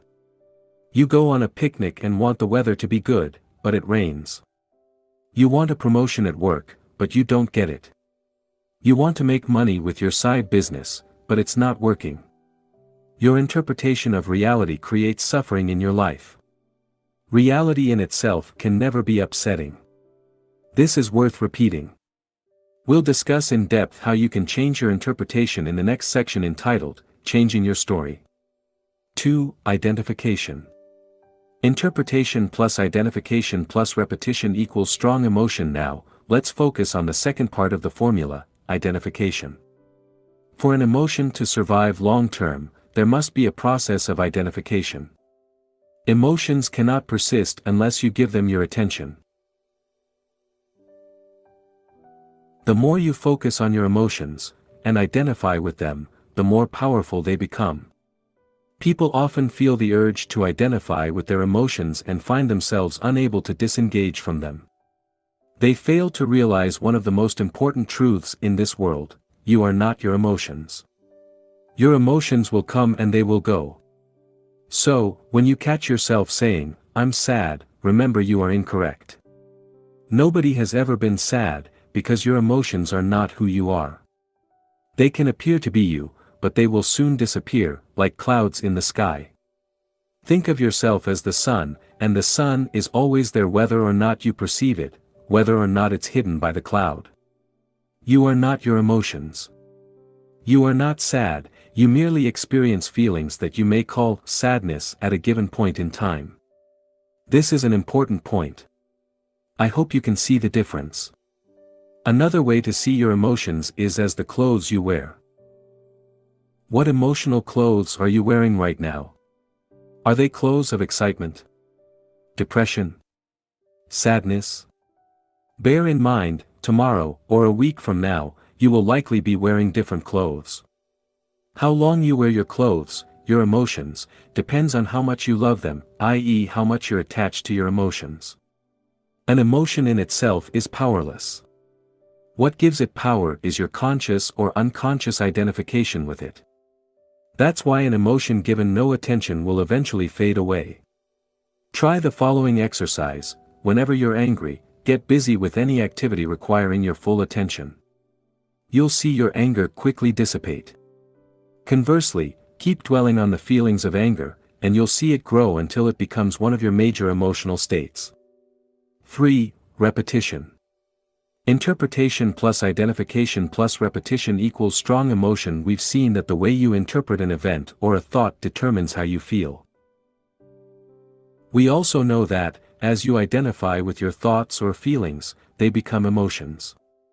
Now, if you keep repeating that process, you'll condition your mind to experience these specific emotions, positive or negative. For instance, if you focus your attention on what you believe your friend did to you, feelings of resentment will grow. As a result, you could hold a grudge for months. People often do this. They waste time holding on to negative emotions that serve no purpose just because they can't let go of them. Conversely, if you disengage from your thoughts of resentment and simply observe them, over time they will lose power and the associated resentment will fade away. In fact, if you had let go of the thought of resentment immediately after it arose, your feelings of resentment would have dissipated almost instantly. We'll see how you can let go of your emotion in the section, Letting Go of Your Emotions. Action Step. Resist negative emotions from the past using the workbook, Section 3. How to change your emotions. 1. How emotions are formed. Recall the last time you felt anger, sadness, frustration, fear, or depression. Now, write down what happens for each of the following: interpretation, what events happened and what thoughts arose. Identification, how did you respond to these thoughts? Repetition, did you identify with these thoughts repeatedly? 12. Changing your interpretation. The sight of a slaughterhouse may trigger a negative emotion in you, whereas it may be positive for the business owner and natural for the machine operator. It all depends on how you are conditioned. Om Swami, a million thoughts. In itself, an event or a thought has no power to alter your emotional state. What generates emotions is the way you choose to interpret the event or thought. This is why two people can react differently to the same situation. One will see a problem and blame external circumstances, while the other will see an opportunity to be embraced. One will get stuck, the other will grow. The way you interpret events is closely linked to general assumptions you hold about life. As such, it is essential we first delve into the underlying assumptions that lead to these interpretations. Exploring your assumptions. To enter a given emotional state, you made certain assumptions regarding how things should be. These assumptions constitute your subjective reality. Because you're convinced they are true, you don't question them. Below are some examples of assumptions you may have. Problems should be avoided. This is a problem. I should be healthy. I'll live at least until I'm 70. I must get married. Complaining is normal. There is nothing wrong with dwelling on the past. I need to worry about the future, and/or. Now, let's look at each one of these assumptions. Problems should be avoided. Many people want to get rid of their problems. But what if you can't, and what if you don't need to? For sure, some people have better problems than others, but everybody has problems. What if the assumption that you shouldn't have any problems is wrong? What if you need to learn how to dance in the rain and make the most of your problems? What if problems are just challenges to be overcome, and part of life? This is a problem. What if this thing you label as a problem is actually not a problem? What if it doesn't matter as much as you think? What if it's an opportunity in disguise? And how could you make it so? I should be healthy. We tend to take our health for granted, but we cannot guarantee we won't get sick tomorrow. What if your health is a blessing and not necessarily the default position? Wouldn't that make you think of your health in a different way? I'll live at least until I'm 70, you probably assume you'll live a long life, but what if that's not the case? Isn't living a long life a blessing rather than something you should take for granted? Unfortunately, some people die young, but that's the nature of reality. People say, he died too young, but is that correct? Isn't it more accurate to say that he just died? Neither too young nor too old. I must get married. Maybe, maybe not. That's just your interpretation. Shoulds are generally things society or your parents expect you to do, but it doesn't mean it has to be that way. These are often cultural norms or conditioned behaviors. Complaining is normal. Most complaining is a play of the ego and is not constructive. It doesn't help you and doesn't change anything. The only thing it does is strengthen your ego and offend people. Try to spend an entire week without complaining and see what happens. There is nothing wrong with dwelling on the past. You probably spend too much time dwelling on the past. Everybody does. But do you realize the past exists only in your mind? And do you realize you can't change it no matter what you do?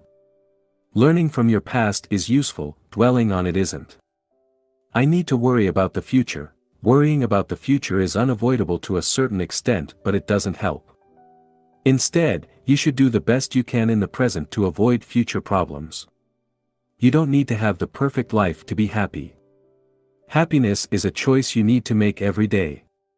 You must practice it since, as we've seen before, external factors won't significantly affect your happiness. These are just some examples of assumptions you may hold.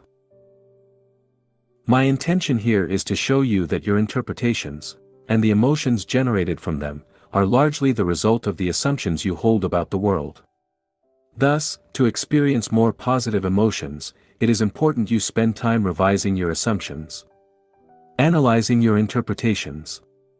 As we've already seen, you interpret events based on your assumptions. Now, below are some questions to help you understand what I mean by interpretations. Do you think everything happens for a reason and embrace it, or do you play the victim? Do you believe temporary setbacks are just milestones that will lead you to succeed, or do you give up when you encounter your first major setback?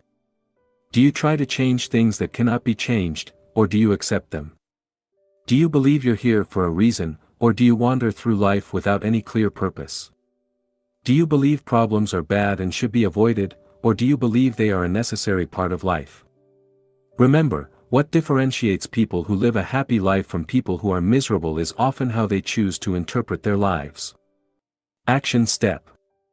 Write down interpretations of your emotions using the workbook, section 3. How to change your emotions, 2. Changing your story. Write down 1 or 2 emotional issues you currently have.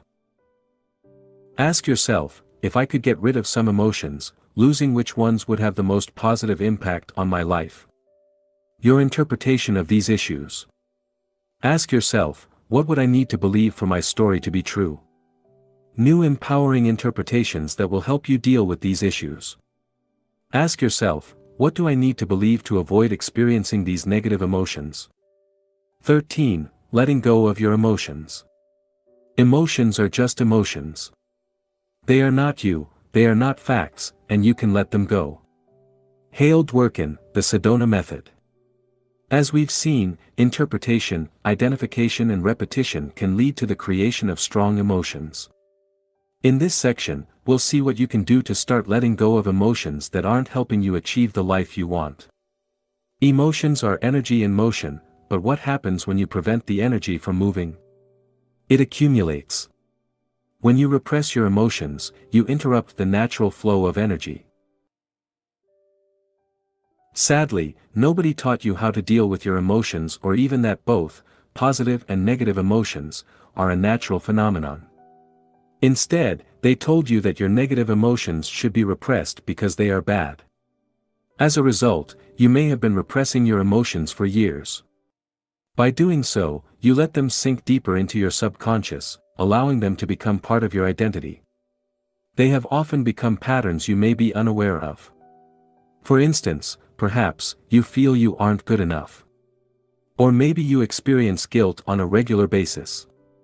These are the results of core beliefs you developed over time by repressing your emotions. Most of us have too much emotional baggage and need to learn to let go of it. We need to declutter our subconscious and get rid of the negative emotions preventing us from enjoying life to the fullest. The fact is, your subconscious is already programmed to help you deal with life. Your subconscious ensures you don't accidentally forget to breathe, keeps your heart beating and regulates your body temperature among millions of other things. It doesn't need additional beliefs to function well. Neither does it need to store emotions. If you're like most people, you spend the majority of your time living in your head. As a result, you're largely out of touch with your emotions. To start letting go of your emotions, you must first become aware of them by becoming more in touch with your body and the way you feel. Below are a few simple steps you can take to start letting go of your emotions. 1. Observe your emotions with detachment. Whenever you experience a negative emotion, simply observe it with as much detachment as you can.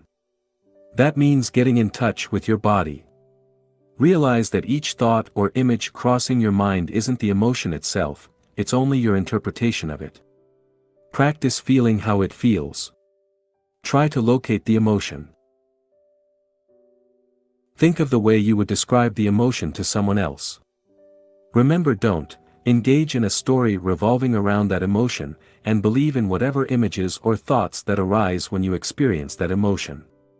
2. Label your emotion. Remember, emotions are merely temporary experiences, or if you prefer, clothes you wear for a while. They aren't you. When you experience an emotion, you say things like, "I am angry," "I am sad," or "I am depressed." Notice how you instantly identify with your emotions.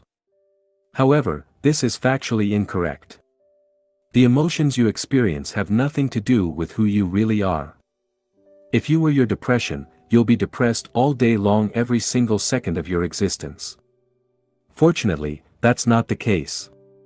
Let's assume you feel sad. Rather than saying, "I'm sad," a more accurate way to describe that emotion would be, "I feel sad," or "I experience a feeling of sadness." Can you see how different it is from saying, "I'm sad"? It gives you more space to distance yourself from your emotions. The more you become aware of your emotions, the more you can label them and detach yourself from them, and the easier it will be to let go of these emotions. 3. Let go of your emotions. Too often, you over-identify with your emotions and cling to them for the following reasons: they're part of the story you're telling yourself. Sometimes, you can't stop clinging to a story, even a disempowering one. Yes, you can become addicted to destructive stories despite knowing they aren't helping you. You believe the emotions are you and feel a strong need to identify with them. You may fall into the trap of believing you are your emotions. As a result, you identify heavily with them, which creates suffering. Real-life example: I regularly felt that I wasn't good enough. As a result, I believed I should work harder. This belief led me to create lists of daily goals that were impossible to complete even when working from morning to night. I often fell short on my goals, which reinforced the belief that I wasn't good enough. By realizing this was just a story, I started letting go of this belief. After doing so, I noticed I was actually getting almost as much work done but without the need to struggle and feel stressed out. I'm still working on that issue, but I gained tremendous value from this process. The challenging part was to let go of the attachment to my story by letting go of the following: the belief that I'm not good enough and must work harder, the pride I feel from working harder than most people, the victim mentality that comes from working hard while not getting the results I want. The idea I'm somewhat special, the idea the world needs to be changed, and the need to control the outcome of my actions. As you can see, letting go of core emotions is not easy. They've become part of our identity, and we often derive a twisted pleasure from them.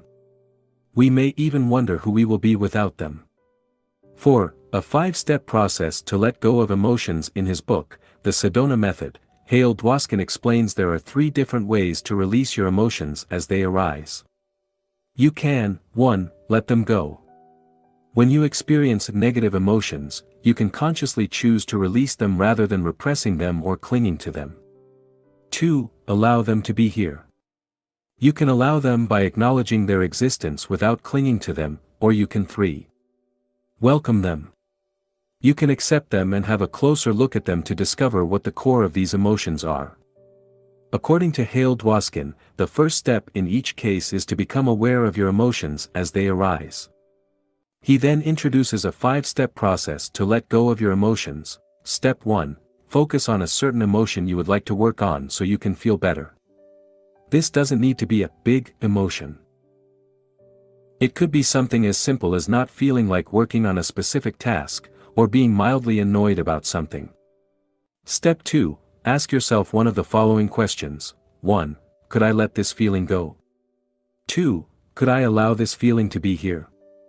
3. Could I welcome this feeling? Depending on which way you want to go, release, allow, or welcome, answer the corresponding question. Step 3, then ask yourself, would I? 1. Would I let this feeling go?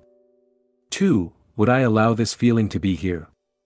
3. Would I welcome this feeling? Answer yes or no to each question while being honest with yourself. Do you feel like you can let go/allow/welcome the emotion? Even if no will help you let go of it. Step 4, ask yourself, when? Your answer will be, now. You let go of that emotion immediately. Step 5, repeat this process as many times as necessary for that particular feeling to disappear. You may be tempted to brush off this technique as overly simplistic and ineffective. Don't do that. Try it for yourself. Remember that you are not your emotions. That's precisely by practicing letting go of them that you'll realize that universal truth.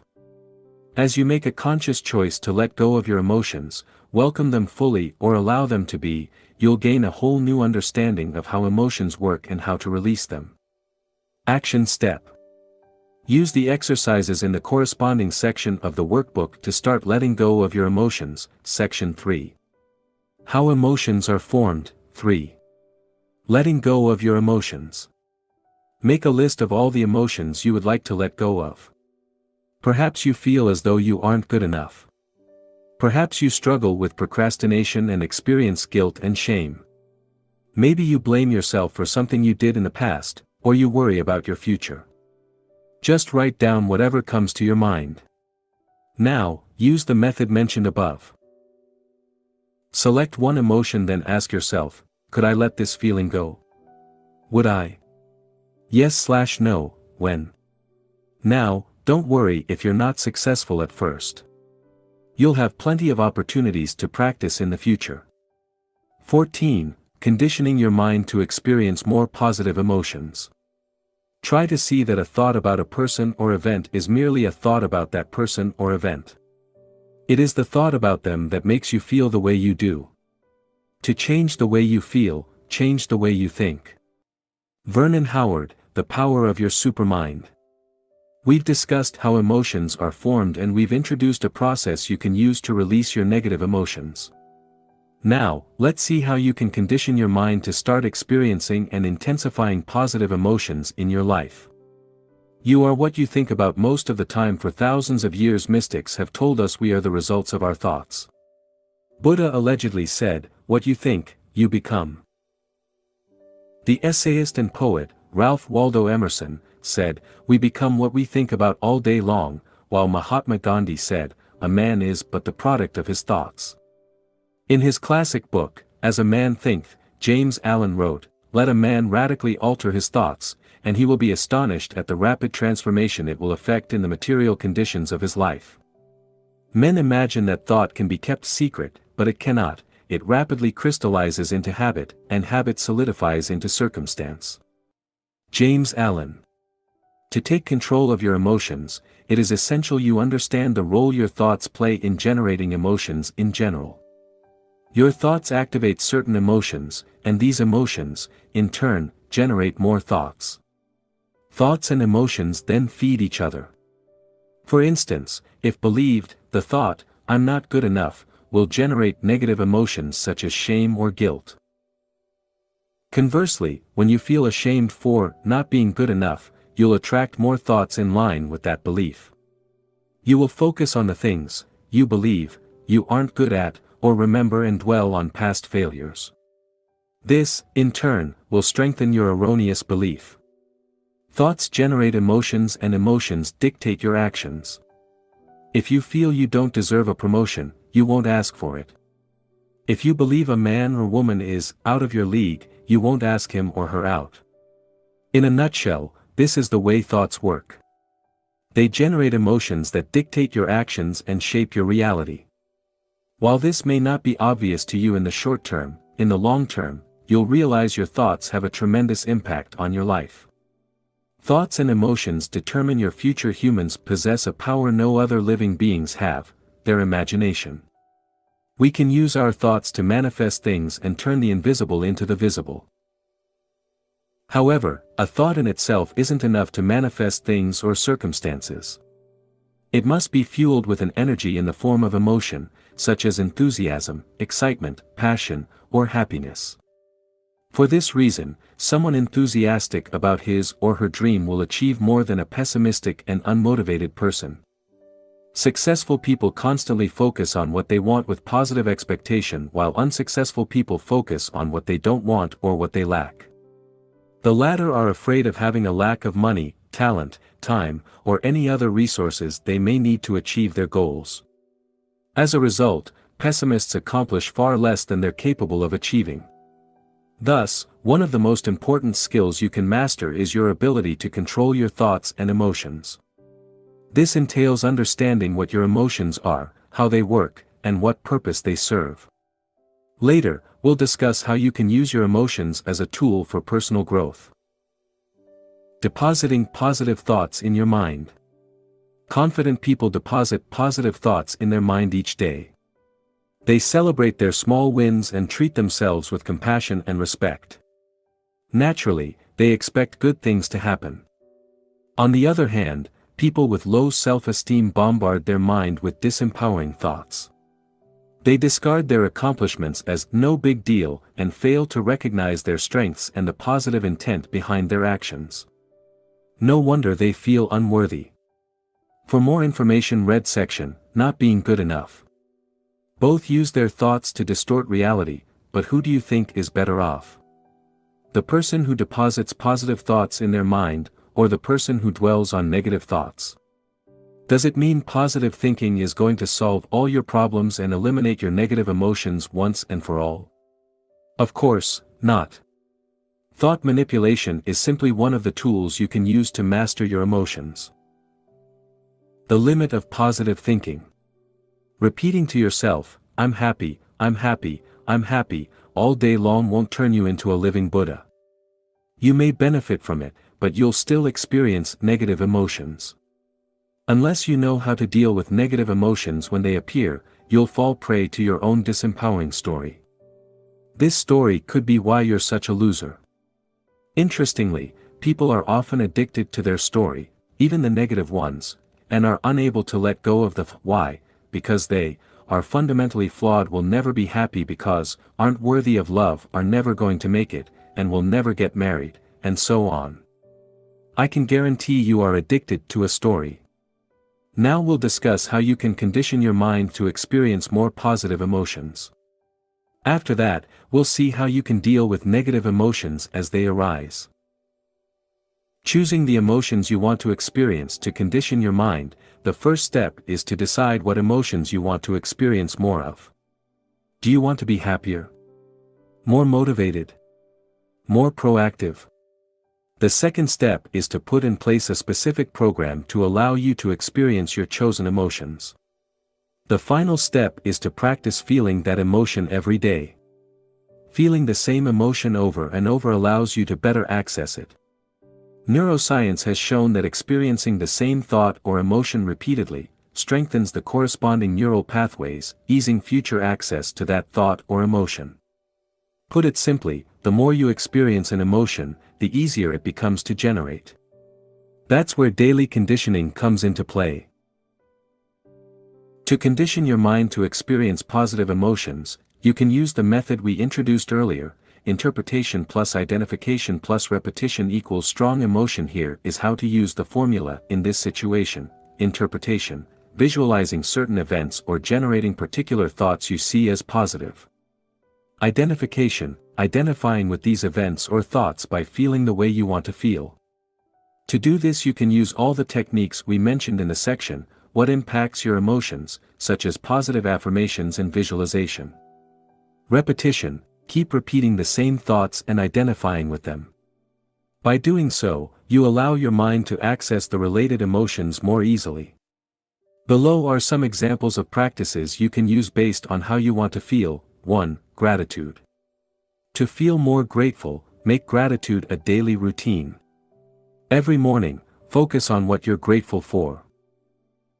The more you practice, the better you'll be able to focus on the positive side of things. Sadly, most of us know we should be grateful, but we aren't. That's why we must cultivate gratitude. As the late Jim Rohn said, our emotions need to be as educated as our intellect. Here are some exercises you can use to cultivate a feeling of gratitude. A. Write down things you're grateful for. Take a pen and a piece of paper, or even better, a dedicated notebook, and write down at least 3 things for which you are grateful. This will help you focus on the positive side of things. B. Thank people who crossed your life. Close your eyes and think of people you've met. As you picture them one after the other, thank them while acknowledging at least one good thing they did for you. If you happen to picture people you don't like, thank them anyway and still look for one good thing they did for you. It could be making you stronger or teaching you a specific lesson. Don't try to control your thoughts, simply let the faces of people you know come to your mind. Release any resentment you feel or have felt. C. Focus on one object and appreciate its existence. Select one item in your room and think of the amount of work and number of people involved in the process of creating it and delivering it to you. For instance, if you select a chair, think of all the work necessary to create it. Some people had to design it, others had to find raw materials, and others had to assemble it. Truck drivers had to deliver it to the store. The store employees had to display it and promote it. You or someone else had to go and collect it. The car you drive also had to be built by other people, and so on. Think of how you benefit from this chair. Remember a time you were so tired you couldn't wait to sit. Didn't it feel great when you could finally sit? Thanks to the chair you can not only sit, but you can also use your computer, write, read, drink coffee, or have a pleasant conversation with your friends. D. Listening to gratitude songs/guided meditation. Listen to gratitude meditation. Search gratitude meditation on YouTube. 2. Excitement. Sometimes, you lose excitement. You feel as though you're running in circles trapped in the same old routine. To generate more excitement, spend a little time every morning visualizing all the things you want. Get excited about these things. Below are several ways to do it. Please note, this should be practiced on a regular basis. A. Write down what you want. Take a pen and piece of paper and write, "What I want," at the top of the page. Then, write down anything you can think of that excites you. B. Visualize what you want. Ask yourself, what do I really want, and visualize all the things you desire. Try to be as specific as possible. Clarity is power. Think of your ideal career, relationship or lifestyle, or any goals you want to accomplish in the coming decade or beyond. C. Create a goals/dreams journal. Buy a notebook and write down your goals in each area of your life. Review them each morning and keep adding pictures, drawings, or anything else to foster your enthusiasm. D. Vividly envision your ideal day. What would you eat for breakfast? How would you spend your day? With whom would you spend your day? What would you do in the evening? Where would you live? How would you feel? You can have several versions of your ideal day. Just make sure each version excites you. 3. Confidence/certainty. If you want to have more confidence in your ability to achieve your goals, visualize yourself as having already accomplished them, and feel good about it. Practice developing a sense of certainty. Commit to your vision in your mind. Each time you visualize your goal, give the energy of commitment to it. Know it's going to happen. 4. Self-esteem. To boost your self-esteem, keep track of your daily accomplishments. You do many things right, but you tend only to remember things you do wrong. No wonder your self-esteem suffers. Buy a notebook and dedicate it to this purpose. Record your accomplishments every day. Some examples of accomplishments would be: I woke on time. I ate some fruit. I cleaned my desk. I completed Project A. I exercised. I completed my morning ritual, and/or I read. As you can see, you don't have to write down anything big. In fact, by writing down small accomplishments, you condition your mind to look for more wins, which, over time, enhances your self-esteem. For more exercises related to self-esteem, refer to the section, Not Feeling Good Enough. 5. Decisiveness. As you practice being more decisive, you'll boost your productivity, which will affect your well-being. As we'll see in the section, Procrastination, stalling can create a lot of emotional suffering. To become more decisive, you can use the 5-second rule, introduced by Mel Robbins in her book of the same name. In it, Mel Robbins argues there is only one rule when it comes to productivity, success, or getting everything you ever wanted: you have to do something whether you feel like it or not. If you can do the things you don't feel like doing, you'll get everything you've ever wanted. Her 5-second rule states you have 5 seconds from the moment you have an idea to the moment you take action. If you fail to act within these 5 seconds, your mind will talk you out of it. The nature of the mind is to prevent us from doing anything scary or tiring. For instance, you have 5 seconds to introduce yourself to someone you want to talk to at an event, send that important email, or ask a question during a meeting. Exercise. Strengthen your decisiveness. To practice the 5-second rule, you can start with small things. Make a list of things you procrastinate over. Perhaps you put off washing the dishes, or cleaning your home. Maybe, you delay calling someone or sending some emails. Write it down. Now, select a couple of things on which you'll use the 5-second rule. Commit to using the rule for at least a week.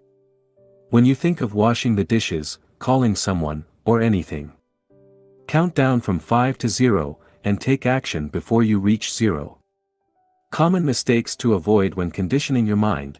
As you condition your mind to experience more positive emotions, avoid making the following mistakes: trying to implement too many changes at once. Stick to 1 or 2 exercises for a month or so before trying any other exercises. Starting too big, keep it small and make sure the exercises aren't too challenging. Remember, taking control of your emotions is a long-term game. It's a marathon, not a sprint. To learn more about how to create an exciting morning ritual, please consult my book, Wake Up Call: How to Take Control of Your Morning and Transform Your Life. Action Step. Refer to the corresponding section in the workbook and choose the emotions you want to experience more of. Section 3. How to change your emotions. 4. Conditioning your mind. 15. Changing your emotions by changing your behavior.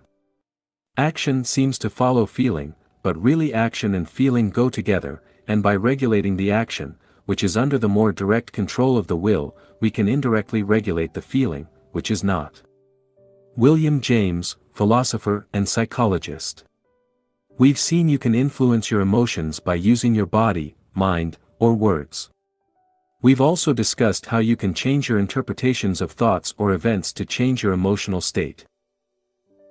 Unfortunately, when negative emotions suddenly arise or are too strong, changing your body posture or using positive affirmation might not be enough.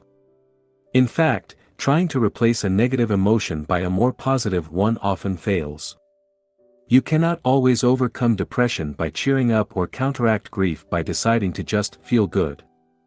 Neither can you expect profound sadness to disappear by repeating the phrase/mantra, "I'm happy, I'm happy, I'm happy." However, you can influence the way you feel by changing your behavior. As you alter your behavior, your feelings will change accordingly. It may happen almost immediately, as when you distract yourself from mild anger by performing a task. Or it may take weeks or even months while you deal with profound emotions such as intense grief or depression.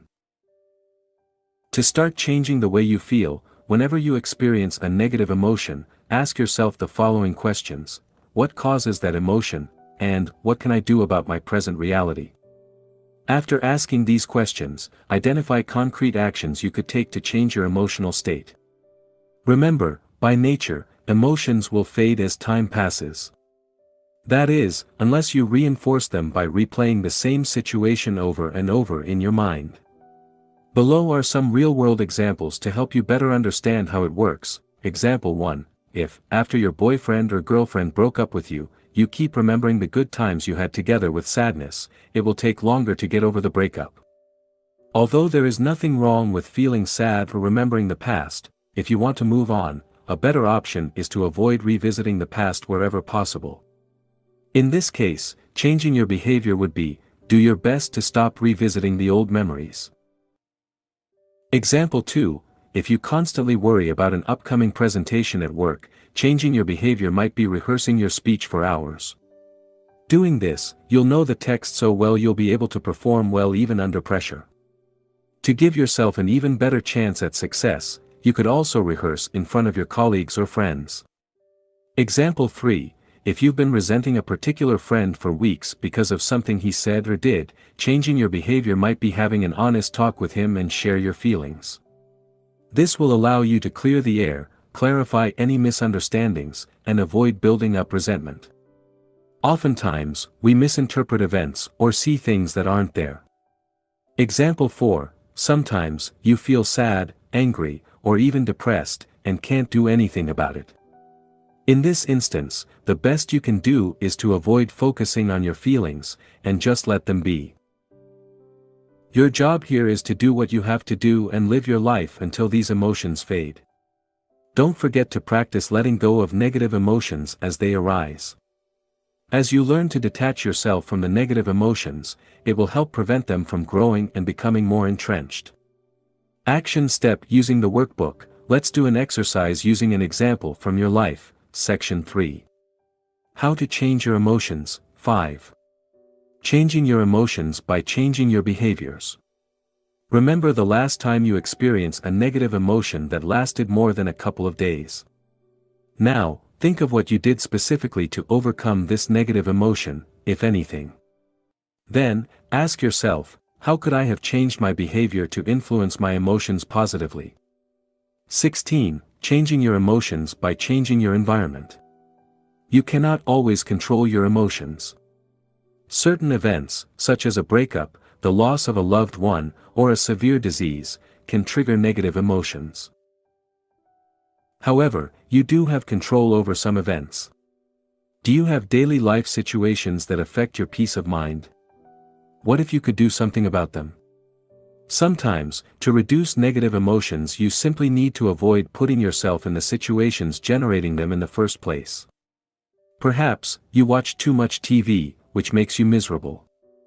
Or maybe, seeing your friends, seemingly, happy on Facebook makes you feel like a failure. Why not spend less time in such situations? Real life example, Facebook was making me unhappy and I felt like a failure.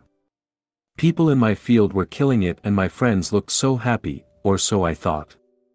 Not to mention the fact I was wasting hours of my time mindlessly scrolling through my news feed. To overcome this drain on my emotional bank, I drastically reduced the time I spent on Facebook. Ever since making the decision, I've been feeling better. This example shows you that small changes can enhance your well-being. If you look at the things you do daily, you'll find activities or behaviors that don't support your happiness. Just removing one or two of these activities, or changing some of your behaviors, may noticeably improve your mood. You may already know what you should do, but it's also possible you're unaware of the cost of some of your behaviors on your well-being. Below, I've listed some examples of activities or behaviors that may rob you of your happiness. Ask yourself whether they're contributing to your overall sense of well-being. Watching TV. Although watching TV can be fun, it's also a passive activity which may not contribute much to your happiness. Spending time on social media. Social media is convenient and it allows you to keep in touch with your friends, but it can also be addictive. Facebook or Twitter can turn you into an addict craving the approval of others. Hanging out with negative people. People you hang out with have a tremendous influence on your emotional state.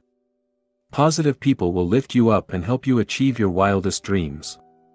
Negative people will suck up your energy, demotivate you and destroy your potential. As Jim Rohn said, you are the average of the 5 people you spend the most time with. Make sure you surround yourself with the right people. Complaining and focusing on the negative. Do you constantly see the negative side of things? Do you dwell on the past? If so, how does this affect your level of happiness? Not finishing what you start, leaving tasks and projects unfinished in your personal and professional life can have a detrimental effect on your mood. Unfinished business clutters your mind. Feeling overwhelmed or demotivated is a sign you may have too many open loops in your life. Examples of open loops are unfinished projects you've been procrastinating over, or avoiding people you need to talk to. These are just a few examples. What about you? What activities or behaviors rob you of your happiness? Action step. Design a more empowering environment by completing the corresponding exercises in the workbook, Section 3. How to change your emotions, changing your environment. Use the free workbook or take a pen and paper, and write down any activities you believe may negatively impact on your emotions.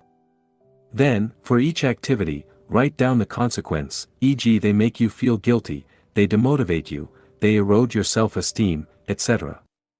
17. Short-term and long-term solutions to deal with negative emotions. No other life form on the planet knows negativity, only humans, just as no other life form violates and poisons the earth that sustains it. Have you ever seen an unhappy flower or a stressed oak tree?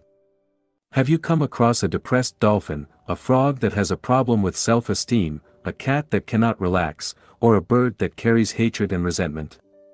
The only animals that may occasionally experience something akin to negativity or show signs of neurotic behavior are those that live in close contact with humans and so link into the human mind and its insanity. Eckhart Tolle, The Power of Now. In this section, I will provide you with a list of exercises or techniques you can use to better deal with negative emotions. No matter how much control you have over your mind, you'll still experience a whole bunch of negative emotions in the future, from mild frustration to depression. You'd better be prepared. I've listed below some things you can do to deal with negative emotions and have included both long-term and short-term solutions. 1. Short-term solutions. The following techniques will help you manage negative emotions as they arise. Try them out, and keep the ones that work for you. A. Change your emotional state. Distract yourself. An emotion is only as strong as you allow it to be. Whenever you experience a negative feeling, instead of focusing on it, get busy right away. If you're angry about something, cross something off your to-do list. If possible, do something that requires your full attention. Interrupt, do something silly or unusual to break the pattern. Shout, do a silly dance or speak with a strange voice. Move, stand up, go for a walk, do push-ups, dance, or use a power posture. By changing your physiology, you can change the way you feel. Listen to music. Listening to your favorite music may shift your emotional state. Shout, talk to yourself with a loud and authoritarian voice and give yourself a pep talk. Use your voice and words to change your emotions. B. Take action. Do it anyway. leave your feeling alone and do what you have to do. Mature adults do what they have to do whether they feel like it or not. Do something about it. Your behavior indirectly changes your feelings. Ask yourself, what action can I take in today to change the way I feel? Then, go do it. C. Become aware of your emotions. Write it down. Take a pen and paper and write down what you worry about, why, and what you can do about it. Be as specific as possible. Write down what happened. Take a piece of paper and write down what exactly happened to generate the negative emotion. Don't write down your interpretation of it or the drama you created around it. Write down the raw facts. Now ask yourself, in the grand scheme of your life, is it really that big a deal? Talk, have a discussion with a friend. You may be overreacting, making things worse than they are. Sometimes, all you need is a different perspective. Remember a time when you felt good about yourself. This can help you get back in that state and gain a new perspective. Ask yourself the following questions: how did it feel? What was I thinking at the time? What was my outlook on life at the time? Let your emotion go. Ask yourself, can I let that emotion go? Then, allow yourself to release it. Allow your emotions to be. Stop trying to resist your emotions or to change them. Allow them to be what they are. Embrace your emotion, stay with your emotions. Look at them as closely as possible while doing your best to remain detached. Become curious about them. What are they exactly at their core? D. Just relax. Rest, take a nap or a break. When you're tired, you're more likely to experience negative emotions than when you are properly rested. Breathe slowly to relax. The way you breathe affects your emotional state. Use breathing techniques to calm you down, or to give you more energy. Relax, take a few minutes to relax your muscles. Start by relaxing your jaw, the tension around your eyes and the muscles on your face. Your body affects your emotions. As you relax your body, your mind also relaxes. Bless your problems, thank your problems. Understand they are here for a reason and will serve you in some way. 2. Long-term solutions. The following techniques will help you manage your negative emotions long-term. A. Analyze your negative emotions. Identify the story behind your emotions. Take a pen and paper, and write down all the reasons why you have these emotions in the first place. What assumptions do you hold? How did you interpret what's happening to you? Now, see if you can let go of this particular story. Write down your emotions in a journal. Take a few minutes each day to write down how you felt. Look for recurrent patterns. Then, use affirmations, visualization, or a relevant exercise to help you overcome these emotions. Practice mindfulness, observe your emotions throughout the day. Meditation will help you do this. Another way is simply to engage in an activity while being fully present. As you're doing this, observe what's going on in your mind. B. Move away from negativity. Change environment. If you're surrounded by negativity, change your environment. Move to a different place, or reduce the time you spend with negative friends. Remove counterproductive activities. Remove or reduce the time you spend on any activity not having a positive impact on your life. This could be reducing the time you spend watching TV or surfing the internet. C. Condition your mind. Create daily rituals. This will help you to experience more positive emotions. Meditate, exercise, repeat affirmations, create a gratitude journal, and so on. The best time to deposit positive thoughts in your mind is right before going to sleep and first thing in the morning. Exercise regularly. Exercise improves your mood and is good for your emotional and physical health. D. Increase your energy. The less energy you have, the more likely you are to experience negative emotions. Improve your sleep. Make sure you get enough sleep. If possible, go to bed and wake up at the same time every day.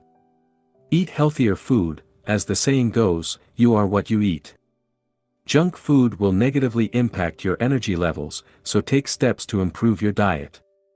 Rest, take regular naps, or take a few minutes to relax. Breathe, learn to breathe properly. E. Ask for help.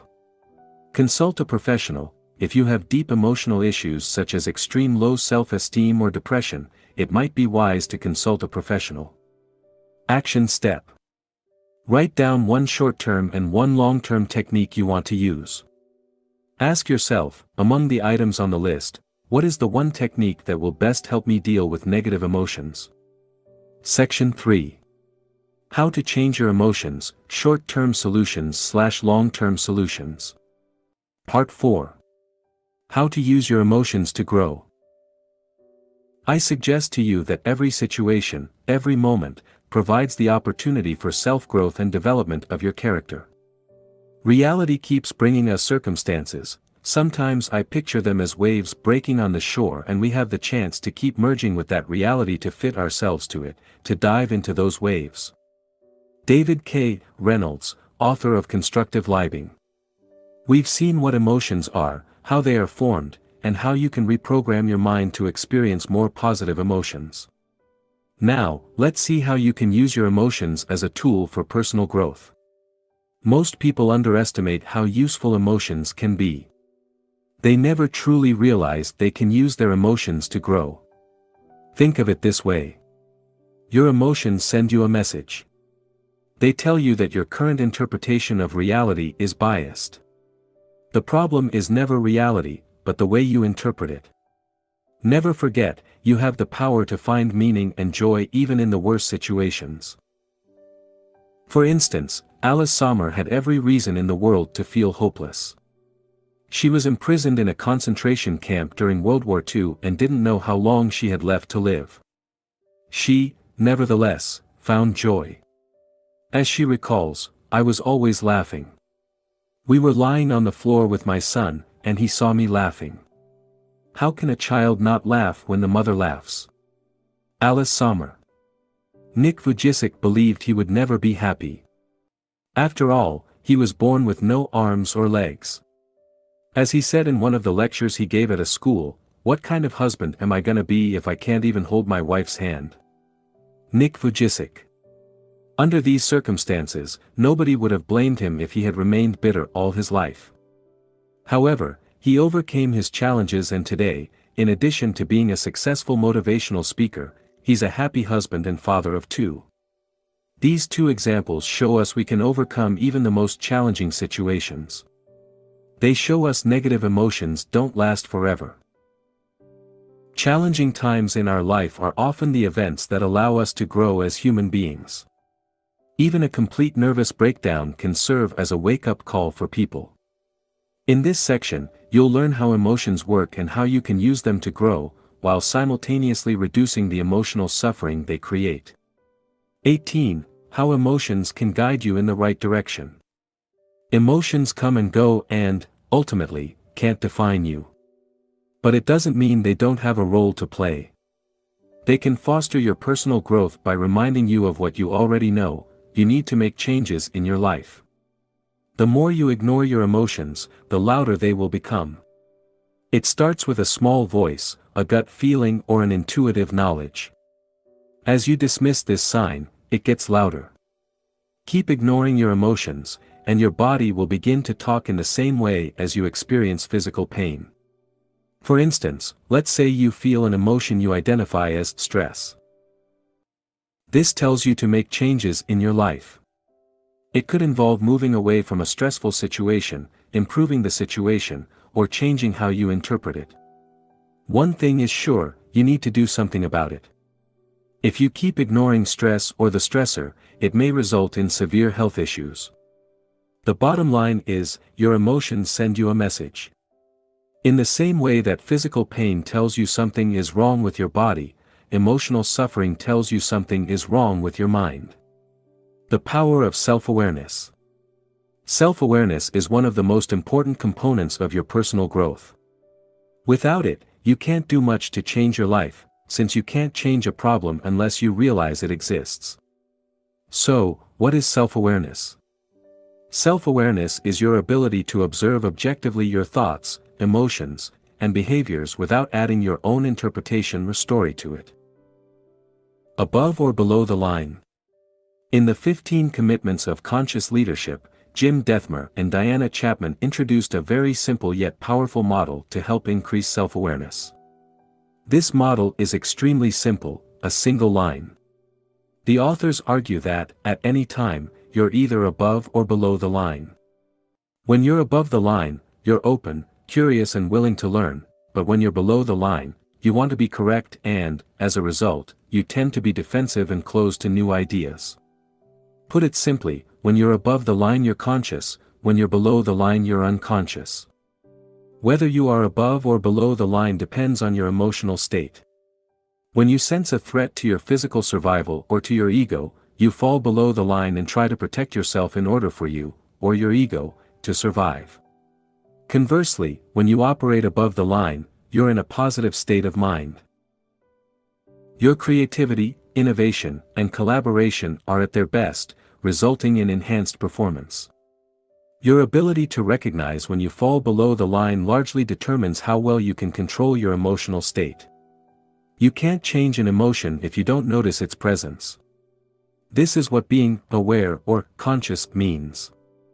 Below are some examples of above the line and below the line behaviors. Above the line, you are curious, listening, consciously feeling emotions, discussing without being argumentative, appreciating, taking responsibility, and questioning your beliefs. Below the line, you are clinging to an opinion, finding fault, arguing, rationalizing and justifying, gossiping, enrolling others to affirm your beliefs, and attacking the messenger. Fear versus love. Another simple model you can use is the fear versus love model. Throughout your day, you either act out of fear or out of love. You act out of fear and your focus is on getting something, be it other people's approval or attention, money or power. On the other hand, when you act out of love, your main focus is on giving, be it your time, money, love, or attention. You want to share and improve the lives of people around you, not for your own interest, but simply for the sake of it. While your actions can simultaneously reflect your desire to give and to receive, one or other of these components is generally more pronounced. To master your emotions, you must learn to identify whether you're acting out of love or fear. For instance, look at one of your major life goals. Is it a fear-based goal or a love-based goal? Are you trying to give and contribute to the world, or are you trying to take from it? For instance, let's say you want to become an actor. Some of the reasons for that could be the following: 1. Making money. 2. Being famous. 3. Proving to your parents and friends you're good enough. 4. Entertaining people. 5. Expressing yourself. The first 3 examples are usually fear-based behaviors. You want to fill a void within yourself and demonstrate how good you are. The final 2 examples are love-based behaviors that stress a desire to express your gift to the world. As we discuss in greater depth how different emotions work, keep in mind these 2 models, above/below the line in fear-based versus love-based actions. Note that throughout your day you often alternate between love-based behaviors and fear-based behaviors. For instance, you may be absorbed by a task that helps people and make you feel complete. In this moment, you don't need anything. 5 minutes later you may imagine how proud your father will be once you finally earn a promotion. In this moment, you're no longer feeling complete. Instead, you are trying to get something, in this situation, your father's approval. Start noticing the underlying motivations behind your actions. As you do so, you'll begin to realize you spend a considerable amount of time trying to earn other people's approval, whether they be your colleague, your boss, your parents, or your partner. Notice this, and ask yourself what you can do to move from wanting to get to wanting to give. Now, with these 2 models in mind, let's see how you can bring more awareness to the emotions you experience in your day-to-day life. 19. Recording your emotions. The first step to improve the way you feel is to become more aware of the emotions you experience on a regular basis. Before you can generate more positive emotions, you must first determine your starting point. To shed a light on the emotions you're experiencing in your daily life, I invite you to record your emotions for an entire week. Use a notebook or the downloadable worksheet to do so. Spend a couple of minutes each day to record how you feel and rate yourself on a scale of 1 to 10, 1 being the worst you can feel, and 10 being the best you can feel. At the end of the week, give yourself an overall score and answer the following questions.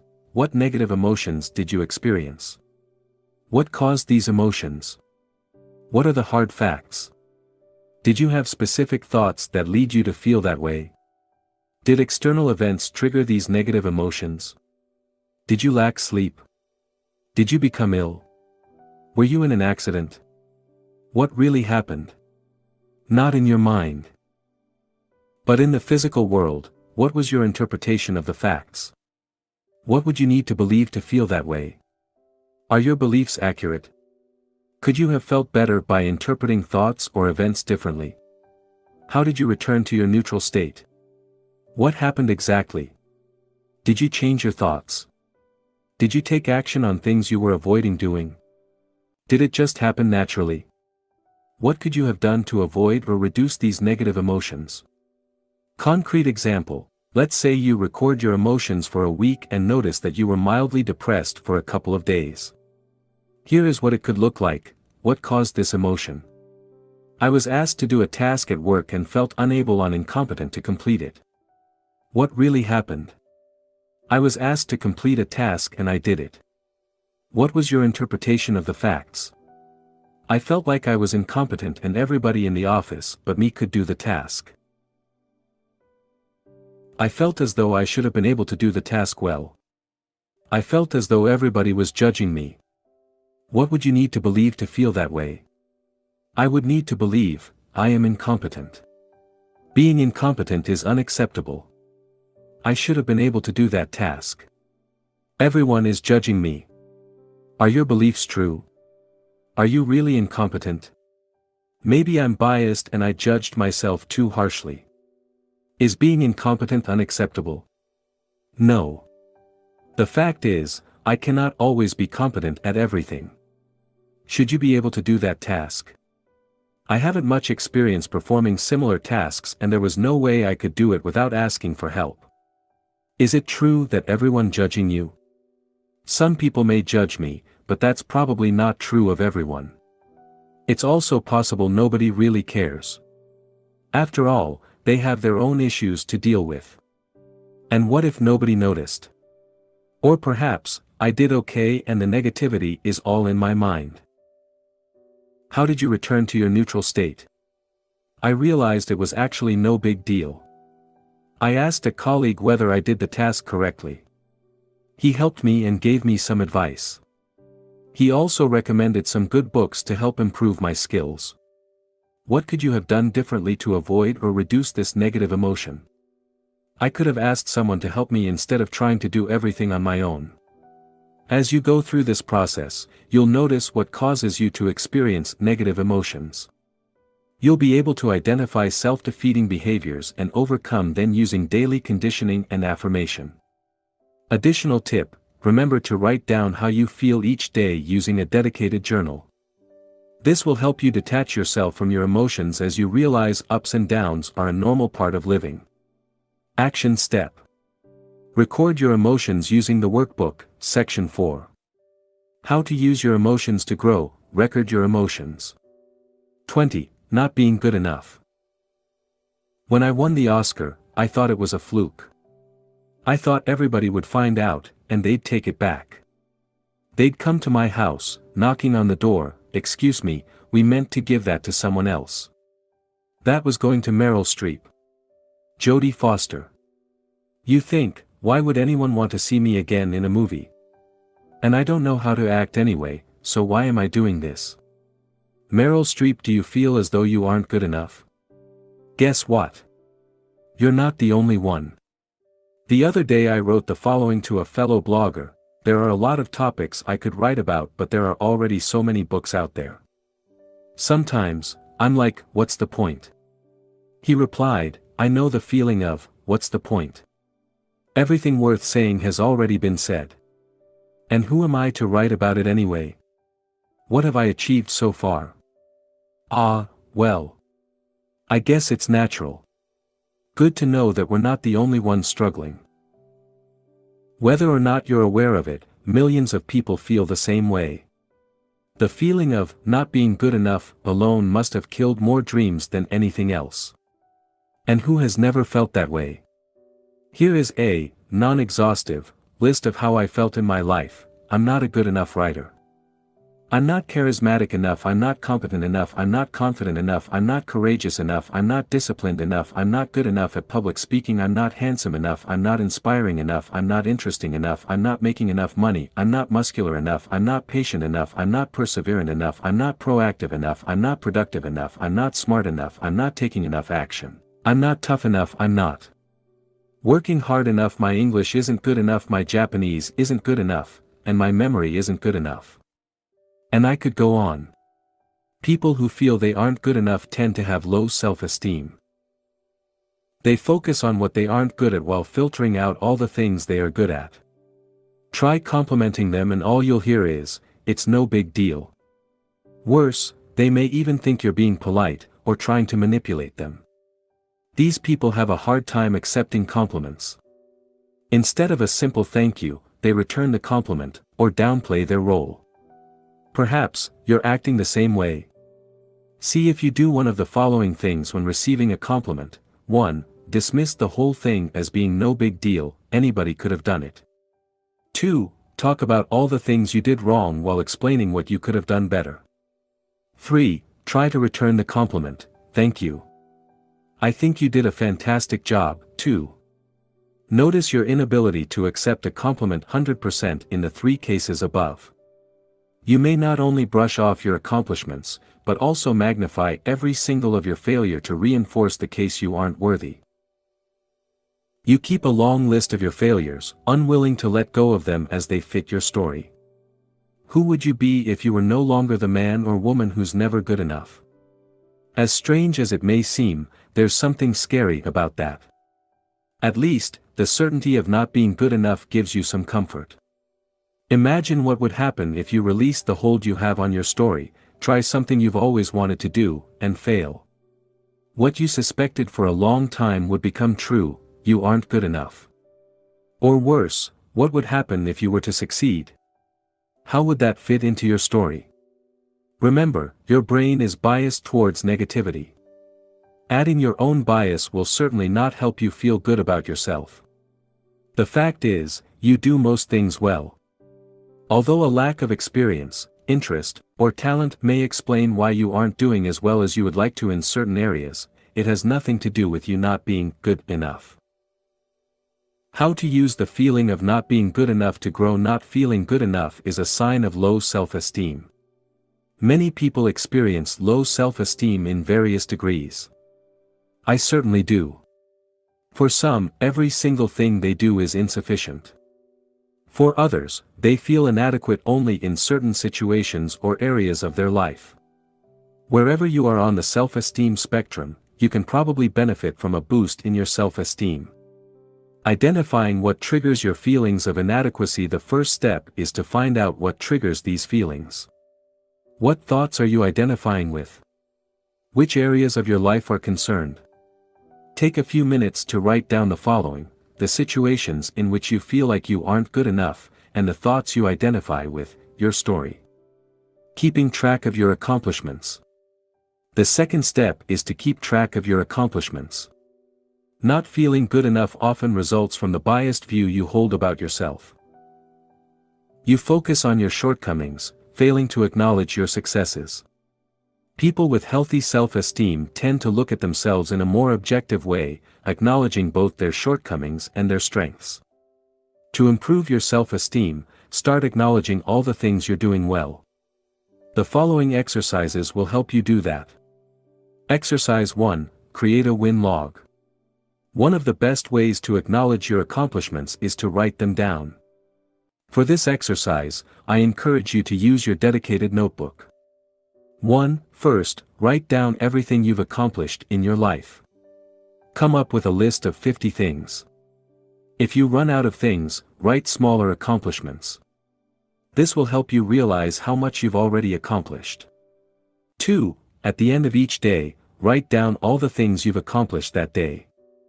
It can be simple things such as, I woke up on time, I exercised, and I ate a healthy breakfast.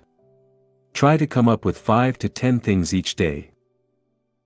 Exercise 2. Fill up your self-esteem jar. An alternative is to write down each thing you've accomplished on separate pieces of paper and put them into a jar. Here are a few recommendations to ensure you make the most out of this exercise. Make sure your jar, or any other container you use, is in a visible location. The best location is probably on your desk, the second best location is your bedroom. Select a container you like.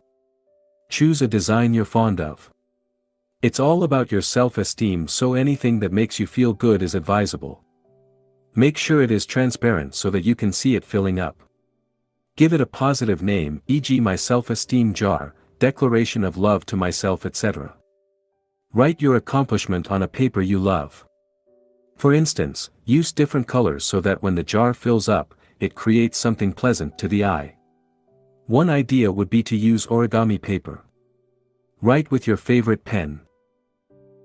The idea is to show more respect towards yourself by acknowledging your multiple accomplishments.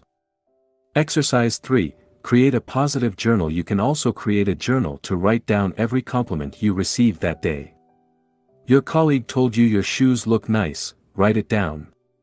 Your friend complimented your hair, write it down. Your boss told you how well you did at a task, write it down as well. Don't question the sincerity of these compliments. Always assume they are genuine. The idea is to train your mind to focus on the positive things that happen in your life. They are happening whether or not you acknowledge them. Here is how to make the most of that exercise. Buy a notebook you like. Personalize it, add stickers, draw something, add pictures, or use different colors. Don't want to do any of this stuff? That's fine as well.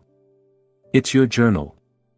Keep it with you, carry it with you, and look for new compliments to add to your amazing collection, optional. Review it every day, go through old entries and mentally thank people who complimented you. You can say, thank you, I love you.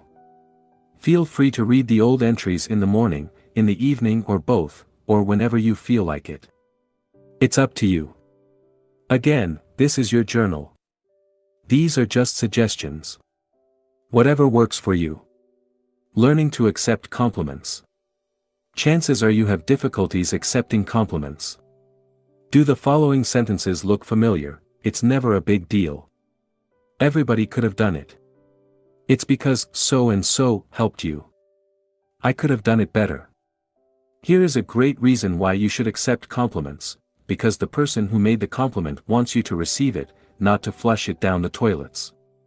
Imagine you just gave a gift to someone. How would you feel if that person, after opening the box, dropped the gift to the floor, stepped on it and threw it away? You won't like it, would you? Sadly, that's what we often do when we receive a compliment. When we refuse to accept a compliment, we are disrespecting the person who went out of their way to deliver it. Wouldn't you want your compliment to be accepted wholeheartedly? Exercise 1. Accept compliments. This simple exercise will help you accept a compliment. Whenever someone compliments you, say the following: thank you. That's it. There is nothing simpler. No, thank you, but, thank you, you too, or, it wasn't a big deal. Simply say, thank you. Here is how to make the most of that exercise. Say thank you out loud and clearly. You may discover you have the tendency to repress your feelings and end up saying thank you almost mechanically. In fact, you may realize you've never really said thank you with all your heart. Let it sink in. Before you start a new sentence, give space for the feeling of gratitude to express itself. Don't downplay the compliment or explain why you're worthy or unworthy of it. Tell it the way you feel it. Show your appreciation by telling the person who complimented you how you feel. You may experience resistance. Many of us have difficulties expressing gratitude because our pride prevents us from doing so.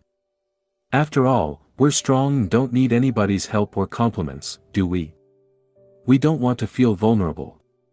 If you experience resistance and find the exercise difficult, recognize this is normal. Your ability to accept a compliment can be a good indicator of your level of self-esteem. Practice accepting compliments and allow yourself to feel vulnerable. Accepting you're worthy of compliments will help you boost your self-esteem. Exercise 2, the appreciation game. The purpose of this game is to learn to appreciate things in yourself you didn't previously acknowledge, or like. It will work well if you have a partner you can play the game with on a regular basis. Tell your partner 3 things you appreciate in them and ask them to do the same. Be as specific as possible and don't worry about coming up with big things. Here are some examples. I appreciate that you prepared breakfast this morning even though you were in a rush. I appreciate that you picked up the kids today. I appreciate the way you always listen to my problems after work. To go further, self-esteem is a complex topic. It affects a lot of people and is often misunderstood. Overcoming low self-esteem takes time and effort. If you regularly feel you aren't good enough, I encourage you to refer to the following books. If, upon reading these books, you realize you have severe and chronic self-esteem issues, you may want to consult a specialist.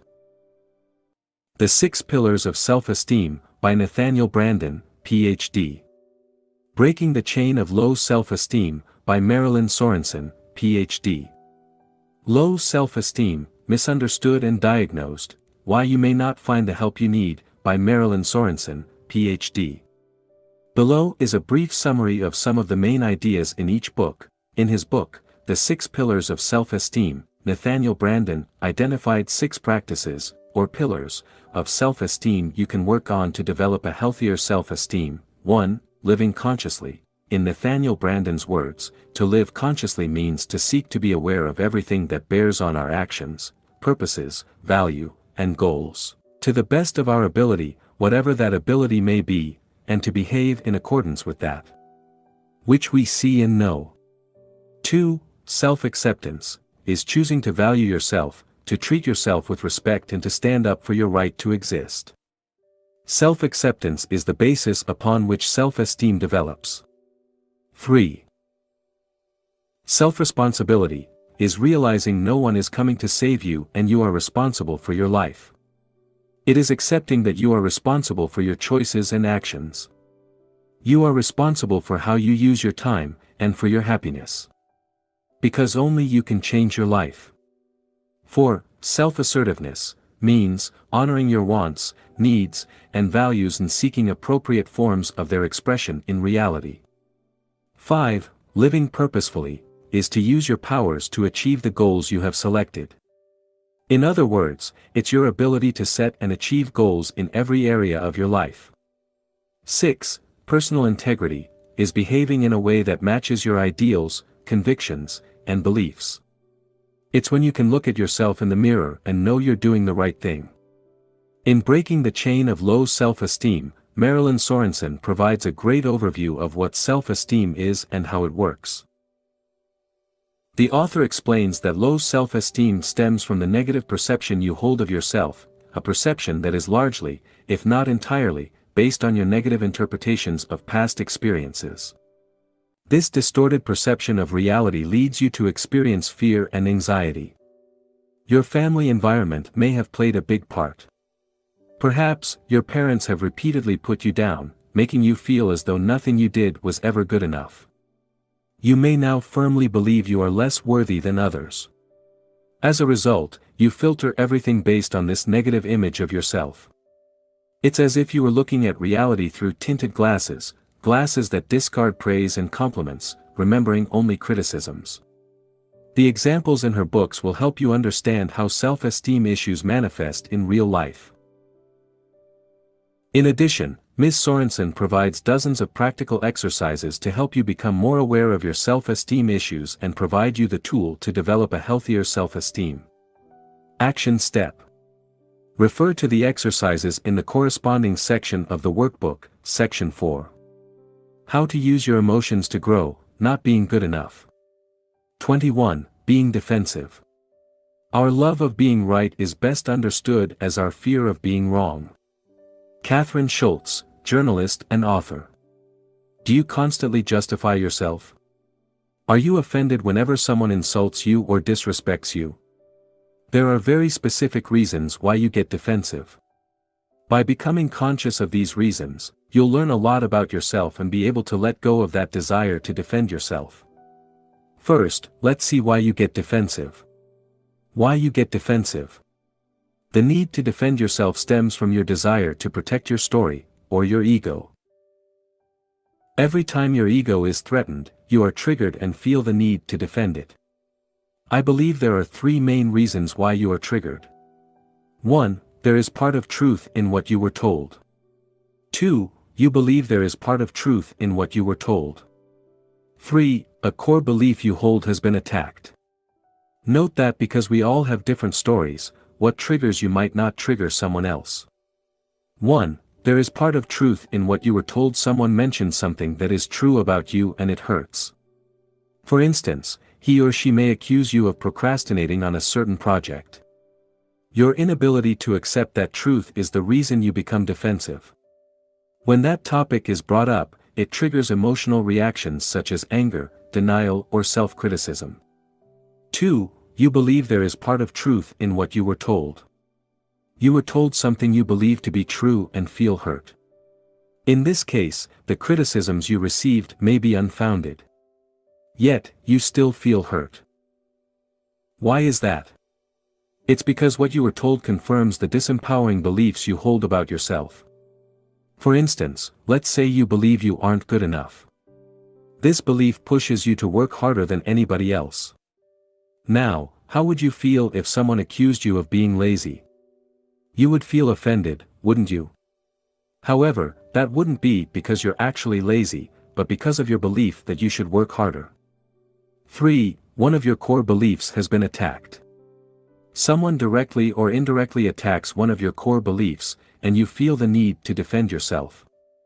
This could be a religious belief, a political belief, or a more general belief about the world or yourself. The more attached you are to this belief, the stronger your emotional reaction will be. Here is a great example: because they believed Donald Trump was evil, some liberals had strong emotional reactions after he was elected president. Some shouted and even became violent. On the other hand, many conservatives were delighted by Trump's victory. How come people can react so differently to the same event?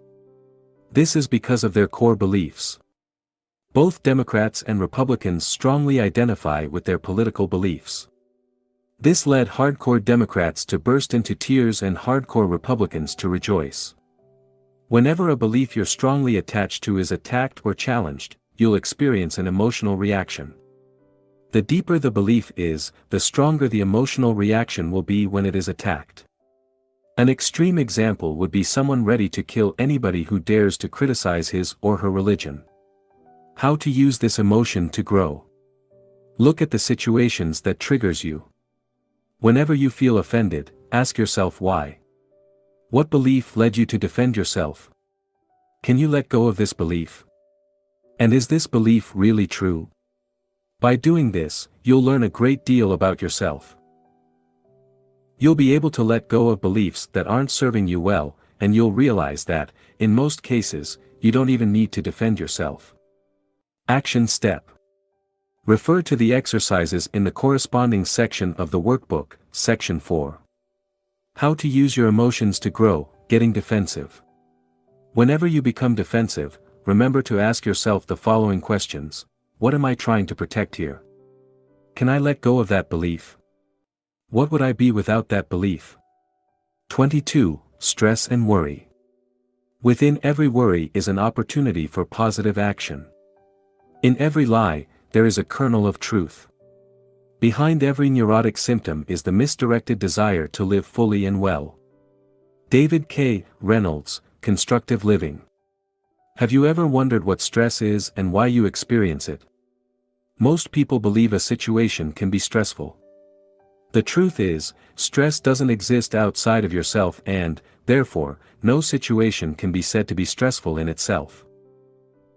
Yet, my guess is you experience stress on a regular basis. And probably more often than you would like to. Stress alone is responsible for tens of thousands of deaths every year. Stress does more harm than many diseases and leaves countless families grieving the loss of a loved one. This is why it is essential you take active steps towards reducing your stress levels. Taking responsibility for your stress. Stress is something you have some control over and, therefore, must take responsibility for. The more you take responsibility for it, the better you'll be able to reduce it.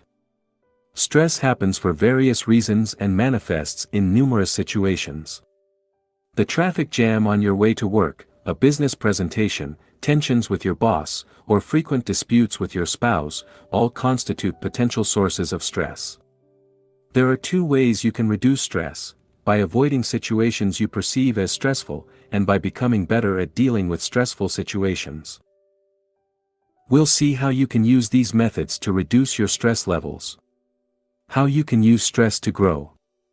Exercise. Make a list of your major sources of stress. Let's look at specific situations that are sources of stress for you. Using the workbook, write down what causes the most stress in your typical week. Come up with at least 10 things. Reframing stress. Emotions arise as a result of your interpretation of events.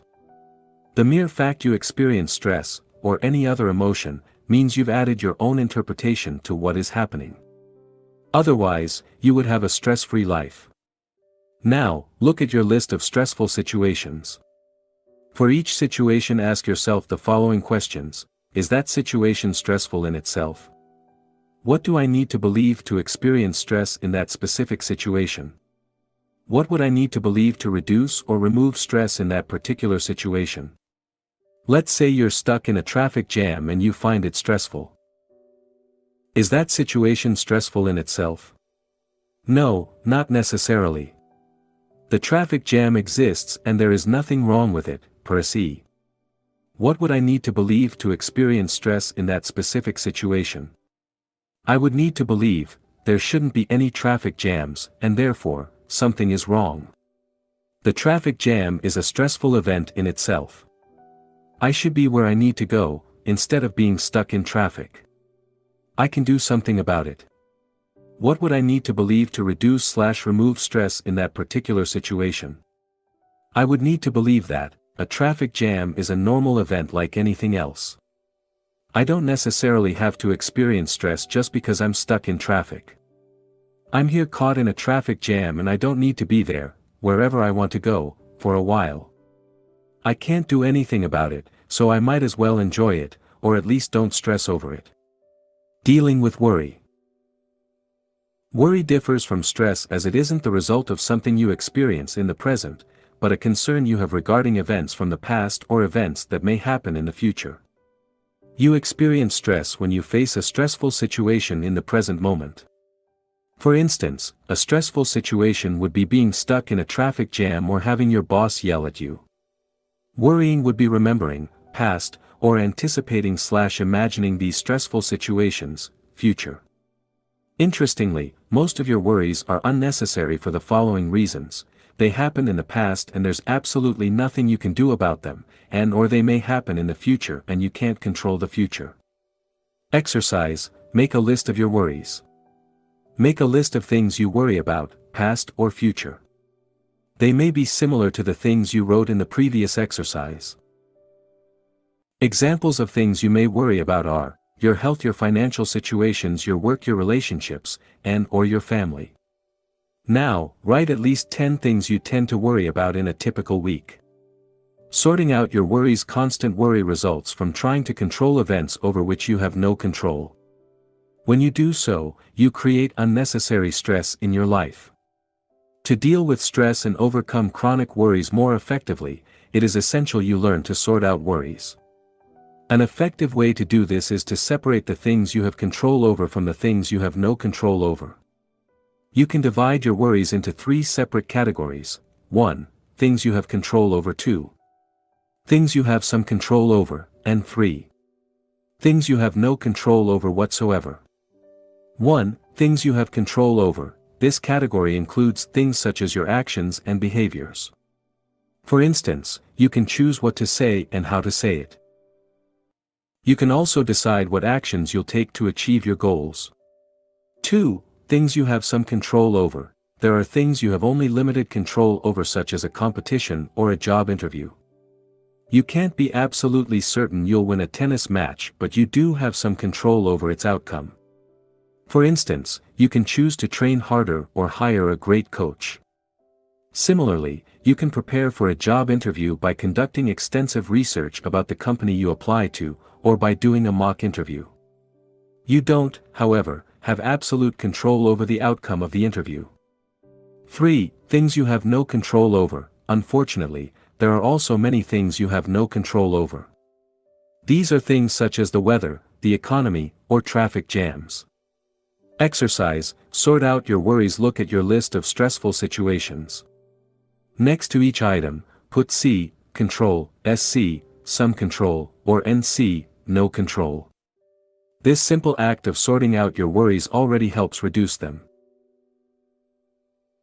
As you identify things you have no control over, you can let go of your urge to worry. Now, for things you have some control over, write down what you could do about it. What concrete actions could you take to alleviate them? For things you have no control over, can you let go of your need to control them and, instead, accept them? Taking 100% responsibility for your stress and worries. What if you had more control over your worries than you believe?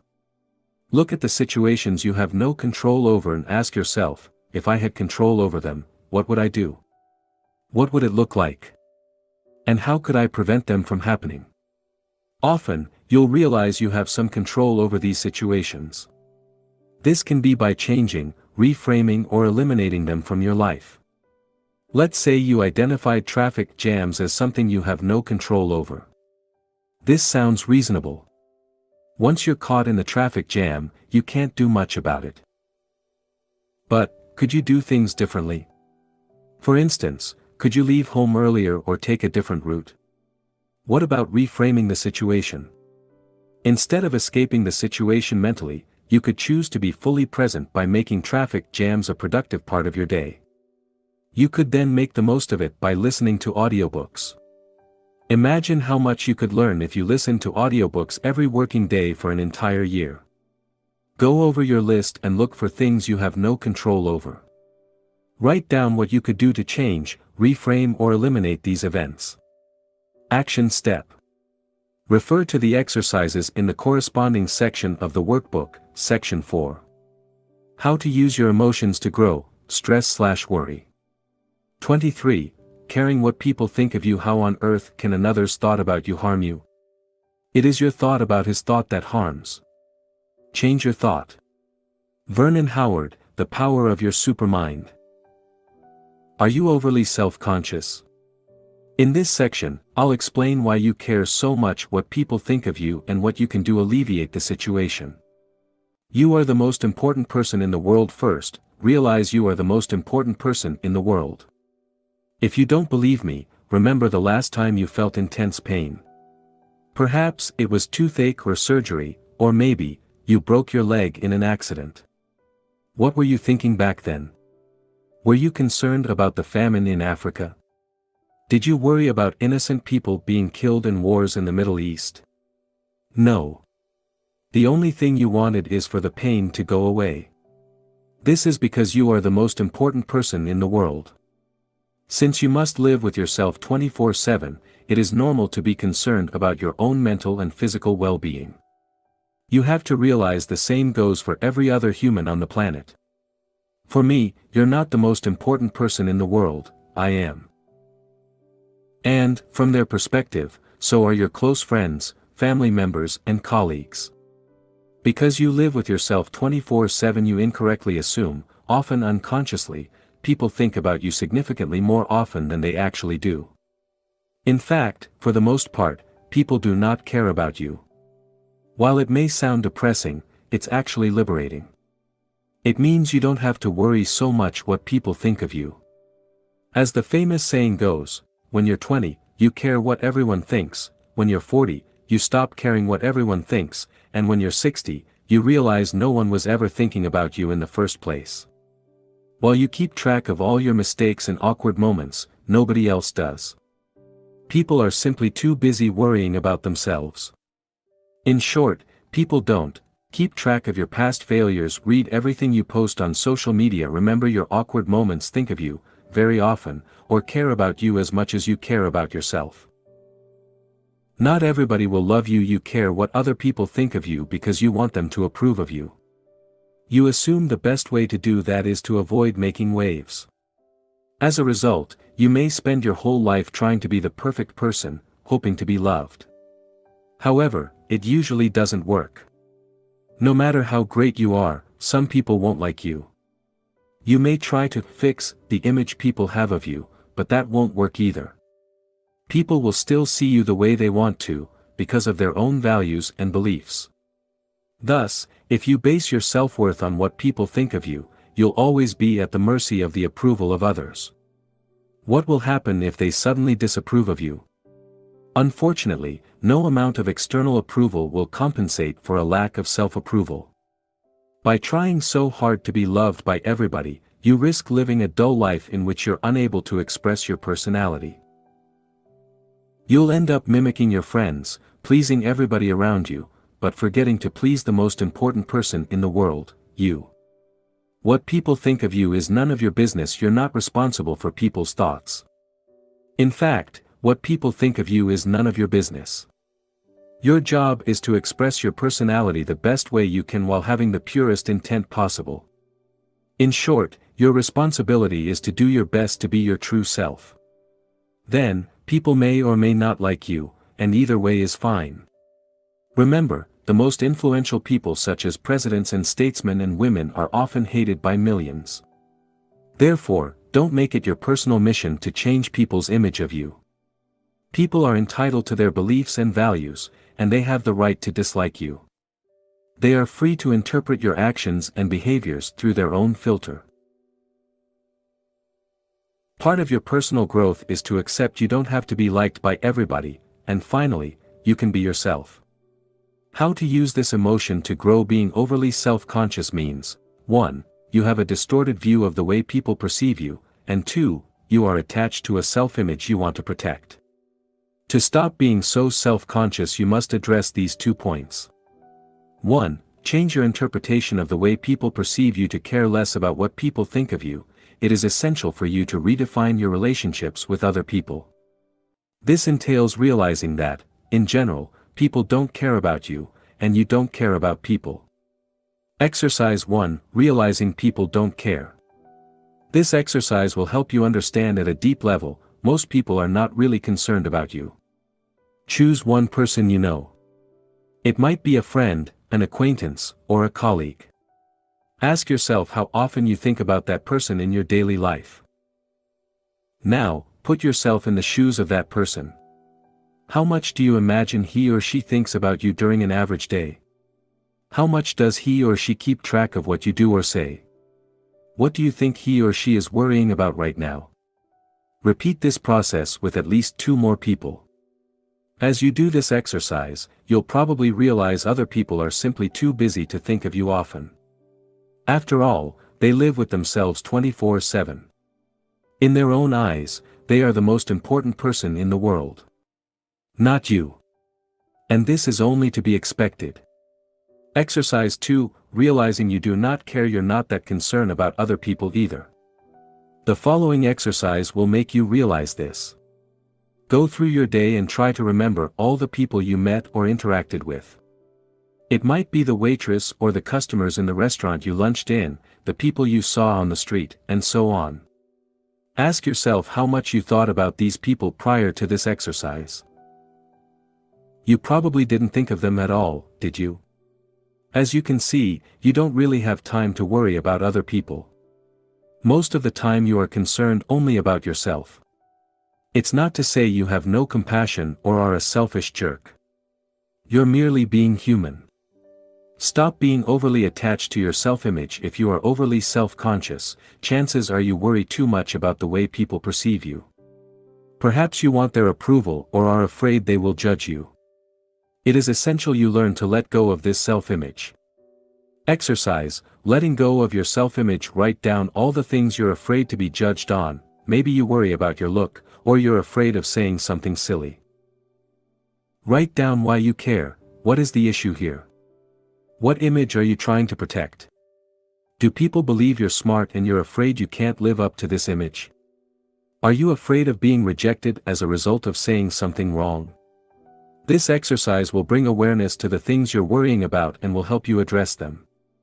In addition, don't forget to complete the exercises mentioned in the section, letting go of your emotions. Finally, remember people will always interpret your words and actions based on their values and beliefs. Therefore, to let your personality shine, you have no choice but to allow them to see you whatever way they wish to. Action step. Refer to the exercises in the corresponding section of the workbook, Section 4. How to use your emotions to grow, caring what people think of you. 24. Resentment. Even if we can't love our enemies, let's at least love ourselves. Let's love ourselves so much that we won't permit our enemies to control our happiness, our health, and our looks. Dale Carnegie, How to Stop Worrying and Start Living. When you resent people, you're angry at them because they didn't behave the way you wanted them to. Maybe they broke their promises, or perhaps they didn't give you what you expected from them. Perhaps you believed they owed you something, but they failed to deliver. Resentment often builds up when you fail to communicate effectively with the people you resent. That is, when you didn't tell them you felt hurt, or didn't communicate your needs and wants, assuming they would naturally cater to them. It can also grow when you did express your feelings but can't let go of them and forgive. As Nelson Mandela once said, resentment is like drinking poison and then hoping it will kill your enemies. It just doesn't work. Resenting people. As with any other emotion, resentment will grow in intensity following the formula, interpretation plus identification plus repetition equals strong emotions. You can resent someone for years for a rather insignificant event based on your interpretation of the event, your identification with the story you're telling yourself about it, and/or the number of times you replay the event in your mind. Let's say one of your friends betrayed you by not inviting you to a party. In your mind, your friend truly betrayed you and you deeply resent him for it. You can't stop thinking, how could he do that to me? The thought consumes you for weeks and you decide to cut ties with him. Months later you're still resenting him. Notice that the event in itself isn't upsetting. What creates resentment is your interpretation of the event. Now, is it possible that your interpretation was wrong? What if your friend assumed you wouldn't like the party? What if he thought you were too busy? Sure, he should have at least invited you, but nobody is perfect. If you'd put aside your interpretation and confronted him at the time, maybe things would have turned out differently. The danger of letting resentment build up. Often, what adds fuel to the fire is your inability or unwillingness to confront the people you resent. Instead of this, you keep revisiting in your mind what you think happened. As a result, your resentment grows stronger as time passes. This is especially true if you regularly interact with people you resent. How to use resentment to grow. Resentment occurs when you are unable to forgive and move on with your life. It is the result of being attached to what was in the past instead of focusing on what could be in the future. When you experience resentment, you are provided with an opportunity to learn how to forgive and let go and, more importantly, how to love yourself. Resentment is here to tell you that you must love yourself and value your peace of mind more than anything else. Your peace of mind must become more important than being right, taking revenge, or hating someone else. In short, moving beyond resentment is making a declaration of love to yourself so you can move on, while, at the same time, showing compassion to others. Loving yourself. Paraphrasing Nelson Mandela's words, resentment is a poison you consented to drink. Resentment are the weeds you allow to grow in your garden. When you experience resentment, you believe that something you were legitimately entitled to was unjustly taken from you. For instance, it could be someone else's trust, respect, or love. As a result, you feel as though you've been attacked personally. Resentment will subsist as long as your need for being right and getting even is more important than your peace of mind. It will keep growing as long as you keep feeding the emotion with thoughts of resentment. And it will remain as long as you repress it. That's why it's important you make your peace of mind a priority and learn to forgive others as well as yourself. Loving others. Your ability to release resentment is linked to your level of compassion. The more compassionate you are, the easier it will be to let go of resentment. One important thing to understand is that people always act based on their level of consciousness, or unconsciousness. You may wish someone had acted differently toward you, but if he or she didn't, it's probably because he or she was unable to do so. Thus, rather than saying people are good or bad, it is more accurate to say they are either conscious or unconscious. When they do terrible things to you, it's often because of their lack of consciousness, or the negative emotional state they were in at the time. Sadly, most people are deeply conditioned. Their upbringing leads them to act in a certain way. People often act the same way as their parents, which is why you often hear of people who've been abused by their parents, becoming, in turn, abusive with their children. As Eckhart Tolle wrote in The Power of Now, the mind, conditioned as it is by the past, always seeks to recreate what it knows and is familiar with. Even if it is painful, at least it is familiar. The mind always adheres to the known. The unknown is dangerous because it has no control over it. That's why the mind dislikes and ignores the present moment. In short, the nature of the unconscious human mind is to cling to old patterns and recreate them. Look at your family history and you'll probably notice these patterns. You'll see how people are conditioned. This shows how difficult it is for people to break free from set patterns. I used to resent my mother for being overly protective. I blamed her for not encouraging me to grow, but instead, her actions made me weaker than I already was. Perhaps it was one of the reasons I embarked on a personal development journey. However, I realized she didn't have any bad intentions. She simply meant well and did the best she could. The point is, people do what they can, with what they have, based on who they are and how much they've been conditioned. They make tons of mistakes as well. We all do. It's part of being human. One of the most ridiculous things we try to do as human beings is to want to change the past. What happened in the past was supposed to happen.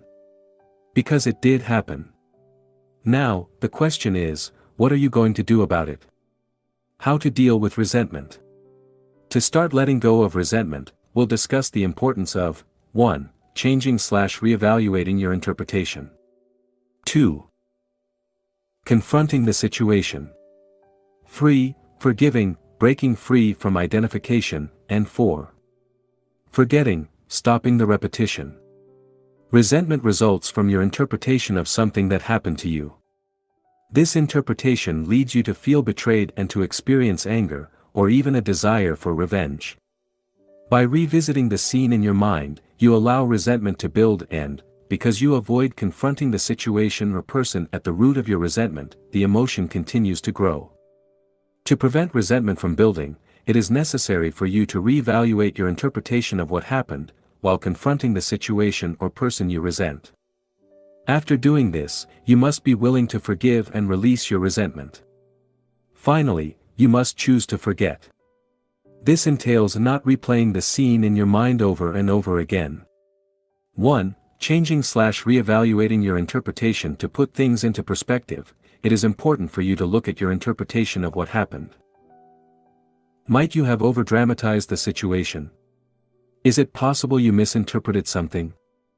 Ask yourself, what exactly happened? After you remove your interpretation, only the hard facts will remain. Looking at what really happened may provide you with valuable insights, allowing you to replace your current interpretation with a more empowering one.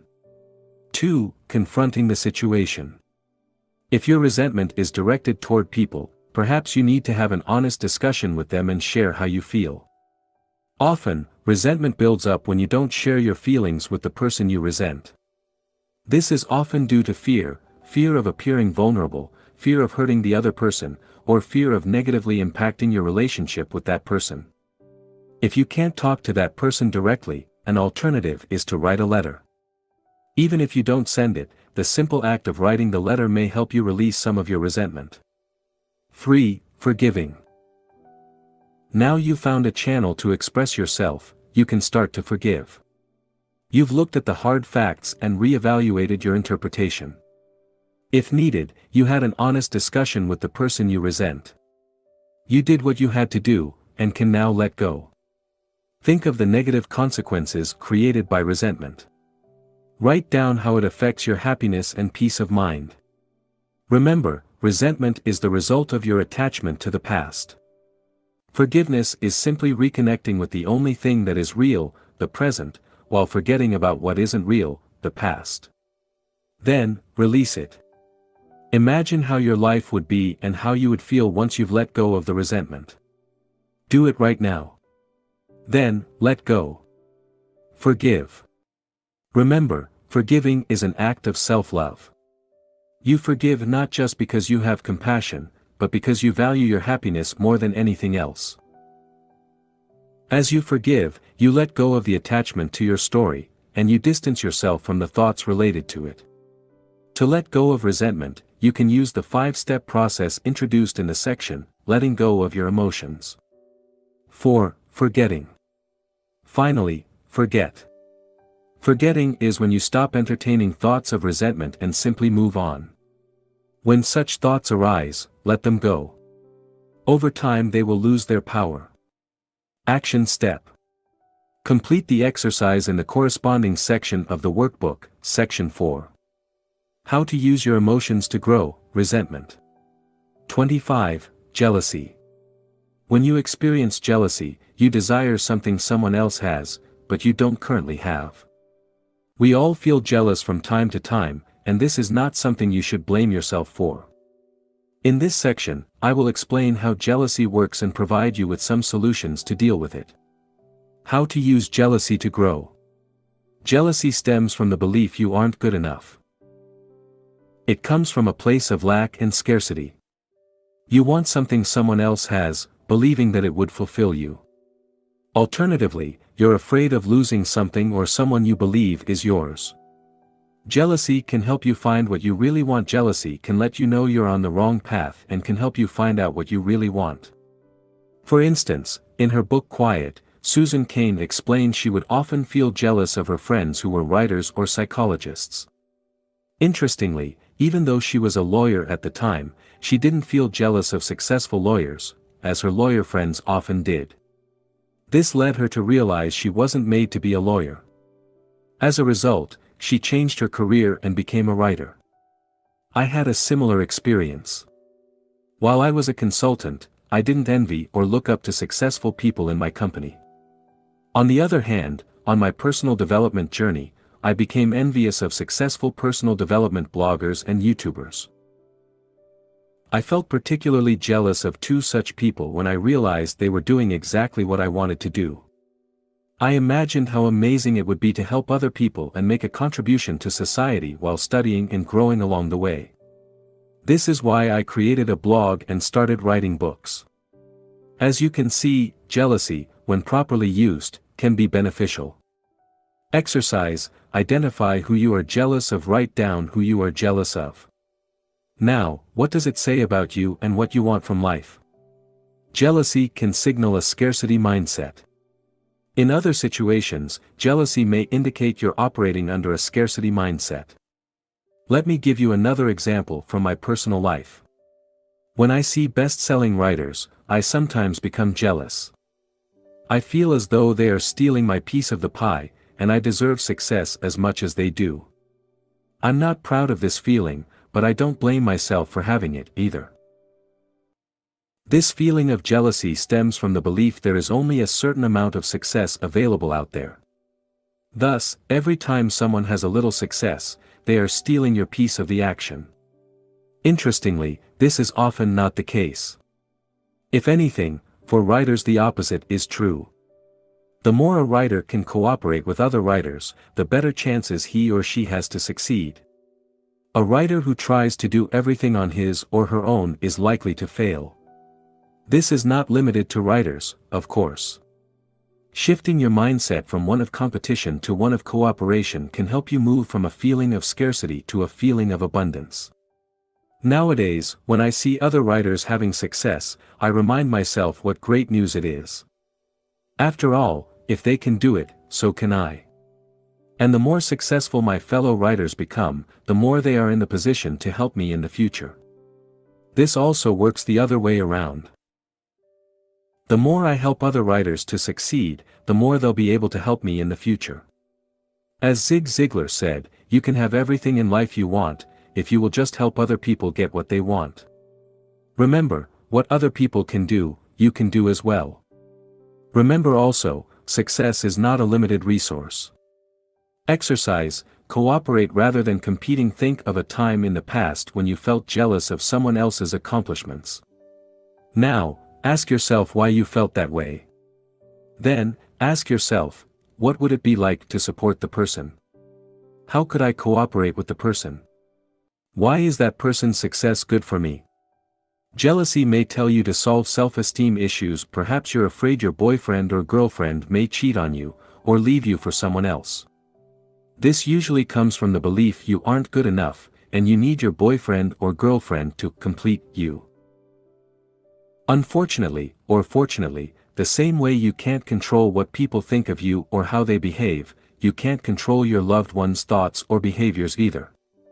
Often, the very same desire to control your partner is what pushes them further away. While feeling jealous from time to time is normal, if you're excessively jealous, it is essential you look within you. Your insecurities and fears usually come from a lack of self-esteem and from the fear that you can't or won't be loved. Jealousy may lead to some of the following behaviors: trying to control your partner. You may check your partner's phone or emails or prevent them from going out to see their friends. Testing your partner to see whether he or she loves you. You may expect your partner to behave in a certain way, and when he or she doesn't, you feel betrayed. This stems from the belief that you shouldn't have to tell your partner what you want or need. He or she should be able to guess. Imagining things that aren't there. You make up all sorts of stories in your mind by extrapolating facts. I invite you to refer to the section, Not Being Good Enough, to discover how to develop a healthier self-esteem. Jealousy may signal you to stop comparing yourself with others. One kind of lingering discontent, shared by millions, is the notion that others are happier than they are. I assure you, they are not. If you could only see the secret sorrows of those whose smiles and activities seem to indicate happiness. If you could only see how fervently they wish to be somewhere else, doing something different, being someone other than who they are. Vernon Howard, The Power of Your Supermind. Jealousy often results from comparison with others. It is important to realize this type of comparison is generally as counterproductive as it is biased.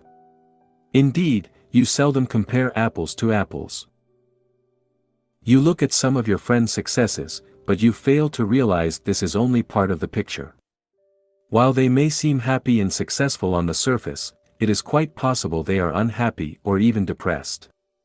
The point is, rather than assuming your friends are happier than you are, it is better to assume that you are as happy as they are. Also, guard against looking only at areas in which your friends seem to have it better than you. Perhaps, you focus on the fact they're making more money than you, or have a partner while you are single. Or perhaps you envy them for some of their natural strengths and abilities. The problem here is you fail to make an apple-to-apple comparison. You dismiss your own strengths or qualities which make you feel as though you're not as good as they are. Even worse, you may often compare yourself with several other people. You look at areas in which they are successful and then you look at your own life to see how well you compare. Of course, not very well. How could you compete with the combined strengths of several people? Can you see how biased and unrealistic this type of comparison is? Yet, this is what many of us do, albeit unconsciously. The bottom line is, if you feel jealous, it may be because you engage in this type of unfair comparison. Instead, why not compare your today's self with your yesterday's self? After all, the only thing you can do is to try to be better than you were yesterday, last month, or last year. Because we all start with different circumstances, skills and personalities, there is no such thing as a fair comparison. Exercise: compare apples to apples. This exercise will help you compare yourself to others more fairly. Select someone you often compare yourself with. Write down all the things you're doing better than that person. Action step: refer to the exercises in the corresponding section of the workbook, Section 4. How to use your emotions to grow: jealousy. 26. Depression. The hardest thing about depression is that it is addictive. It begins to feel uncomfortable not to be depressed. You feel guilty for feeling happy. Pete Wentz, musician. Non-clinical depression occurs when you're not where you want to be in life, you have lost any hope to ever be, and can't accept it. This might happen after a tragic event in your life or more progressively as some aspects of your life slowly fall apart. Depression results from feeling hopeless in one or several areas of your life. Here are some examples: you lost your job and have no hope of finding a new one to match your expectations. You're sick and have no hope to recover as well as you would like to. You are divorced from your partner and can only see your kids once in a while. You have little hope of finding a suitable partner. You're in so much debt that it seems as though you'll never get out of it. You suffered a bereavement. While the events above are tragic, depression can also be created out of more ordinary, less severe events. For instance, some people may spend so much time dwelling on the past or worrying about the future they eventually become depressed. This may happen even though no significant events have occurred in their lives. It is essential to remind yourself that depression, like other emotional states, is neither good nor bad, it just is. You are not your depression. You existed before it, you exist during it, and, all things being equal, you will exist after it. Depression is an active process. While it may seem as though depression is happening to you, it is, in fact, created by the negative thoughts you identified with. Thus, you do have some responsibility in creating your depression. Does it mean you should feel guilty or beat yourself up for being depressed? Of course, not. Never. In fact, you should never beat yourself up for any of the emotions you feel. That would be pointless. What it means, however, is that, because you've played a part in creating your current emotional state, you also have the power to get out of it. And that's great news, right? Remember Dr. David K. Reynolds' first-hand experience with depression? He wrote the following: depression can be created by sitting slouched in a chair, shoulders hunched, head hanging down. Repeat these words over and over: there's nothing anybody can do. No one can help. It's hopeless. I'm helpless. I give up. Shake your head, sigh, cry. In general, act depressed and the genuine feeling will follow in time. David K. Reynolds, Constructive Living. David K. Reynolds' depression was entirely self-created. It was an active process that involved adopting a certain body language, repeating certain words, and having certain thoughts. He had to act in a certain way to become depressed.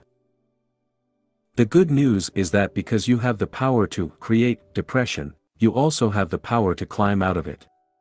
However, in a negative state such as depression, ignoring negative thoughts and replacing them with more positive ones can be extremely challenging.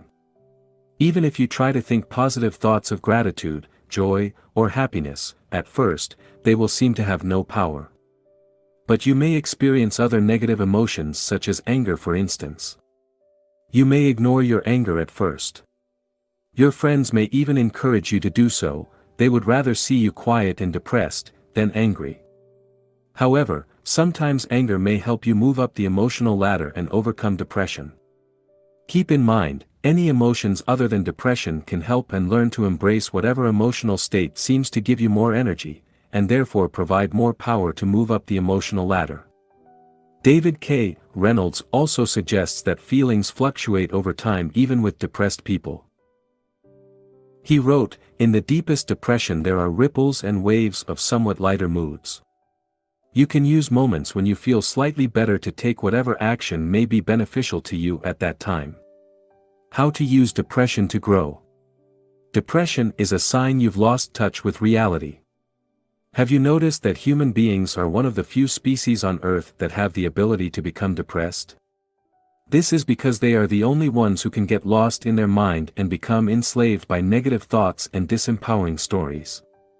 Depression is a sign that you need to move away from your mind, by letting go of your worries about the past/future or your interpretation of the present situation, and reconnect to the present moment.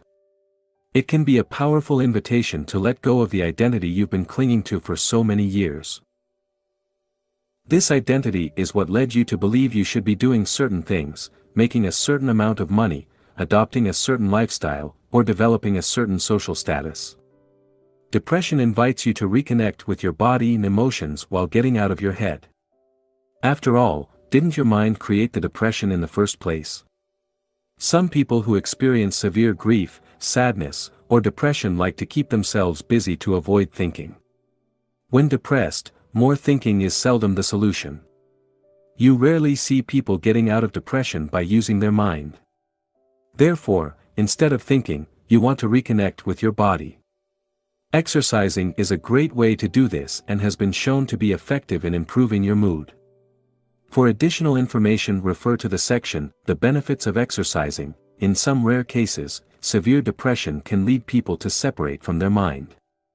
When this happens, their story suddenly drops. Apparently, this is what happened to Eckhart Tolle, as he recalls in his book, The Power of Now. He had a sudden awakening and his mind stopped. Here is what he wrote about his experience. This withdrawal must have been so complete that this false, suffering self immediately collapsed, just as if a plug had been pulled out of an inflatable toy. Eckhart Tolle. In summary, depression tells you to let go of your ego and reconnect with reality. It invites you to get out of your mind, which can only recall the past or anticipate the future, and live more in the present. Severe depression may require the help of a professional, but for milder depression here are some mediating strategies. Exercise, reconnect with your body and your emotions to overcome depression. It is essential for you to escape your mind. It's easier to feel your way out of depression than to think your way out of it. I would venture to say that most people spend over 90% of their lives in their mind. They have only rare moments of lucidity when they are fully aware and present. For instance, they don't listen to people, but they judge and interpret what they say. Anticipate what they'll say next, and/or get lost in their thoughts. All these things happen at the mind level and show how people are not fully present. Because they either live in the past or in the future, i.e. in their mind, they experience a number of negative emotions. Below are some of the things you can do to reconnect with your body and your emotions. Exercise. As previously discussed, exercising is a great way to calm your mind and connect with your body, and it has a positive effect on your mood. Meditate. Meditation is an effective way to observe your mind and stop identifying with your thoughts so heavily. Meditation is simply a tool to help you reconnect with reality by observing thoughts, emotions, and sensations instead of getting lost in your mind. Activity. Getting busy allows you to avoid excessive thinking. Instead of feeding your depression with constant negative thoughts, concentrate your attention on something else. Focus on others. As mentioned in Dale Carnegie's book, How to Stop Worrying and Start Living, Alfred Adler used to say to his melancholia patients, "You can be cured in 14 days if you follow this prescription. Try to think every day how you can please someone." Whether or not it is accurate, focusing on others can certainly help you forget about your own issues and focus on something more positive. Unfortunately, when you feel depressed you won't want to do any of these things. However, as you start moving and start keeping yourself busy, your situation will gradually improve, and it will become easier and easier. Thus, it is important to take things just one step at a time. Action step. Refer to the exercises in the corresponding section of the workbook, Section 4.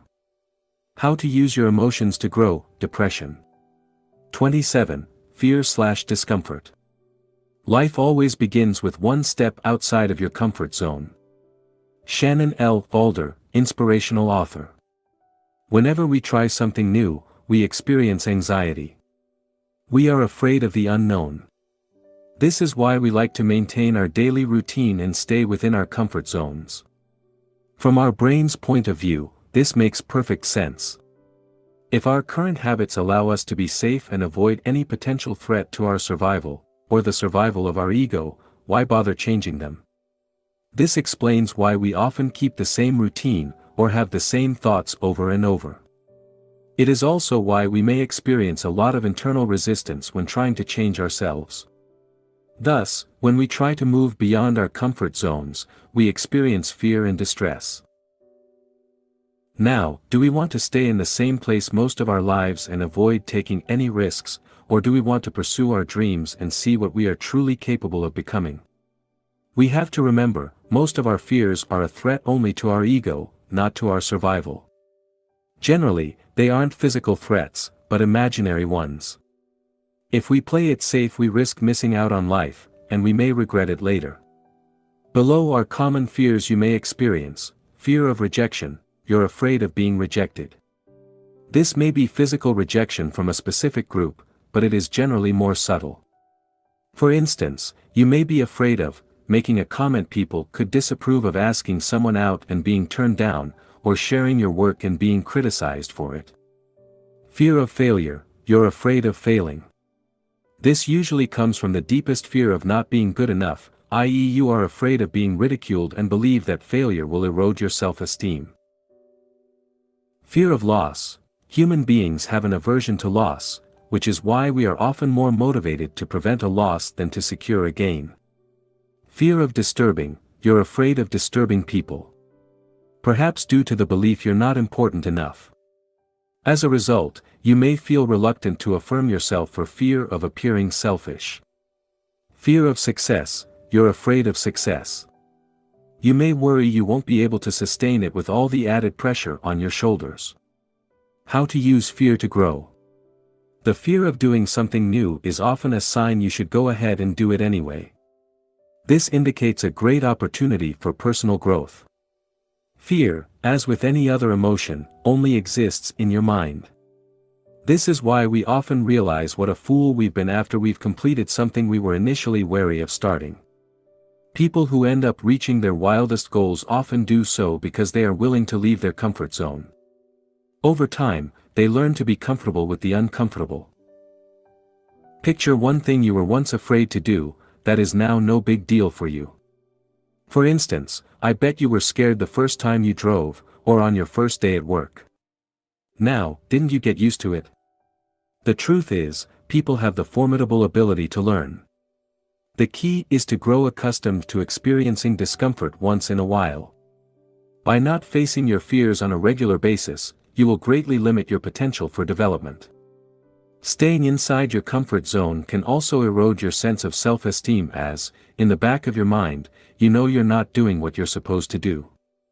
There is a law in nature: things either grow or die. The same goes for human beings. When humans don't move beyond their comfort zone, they start dying inside. Don't let that happen to you. As Benjamin Franklin said, some people die at 25 and aren't buried until 75. Make sure "some people" doesn't include you. Taking action. The first step to move out of your comfort zone is to realize even the most successful people on earth feel fear.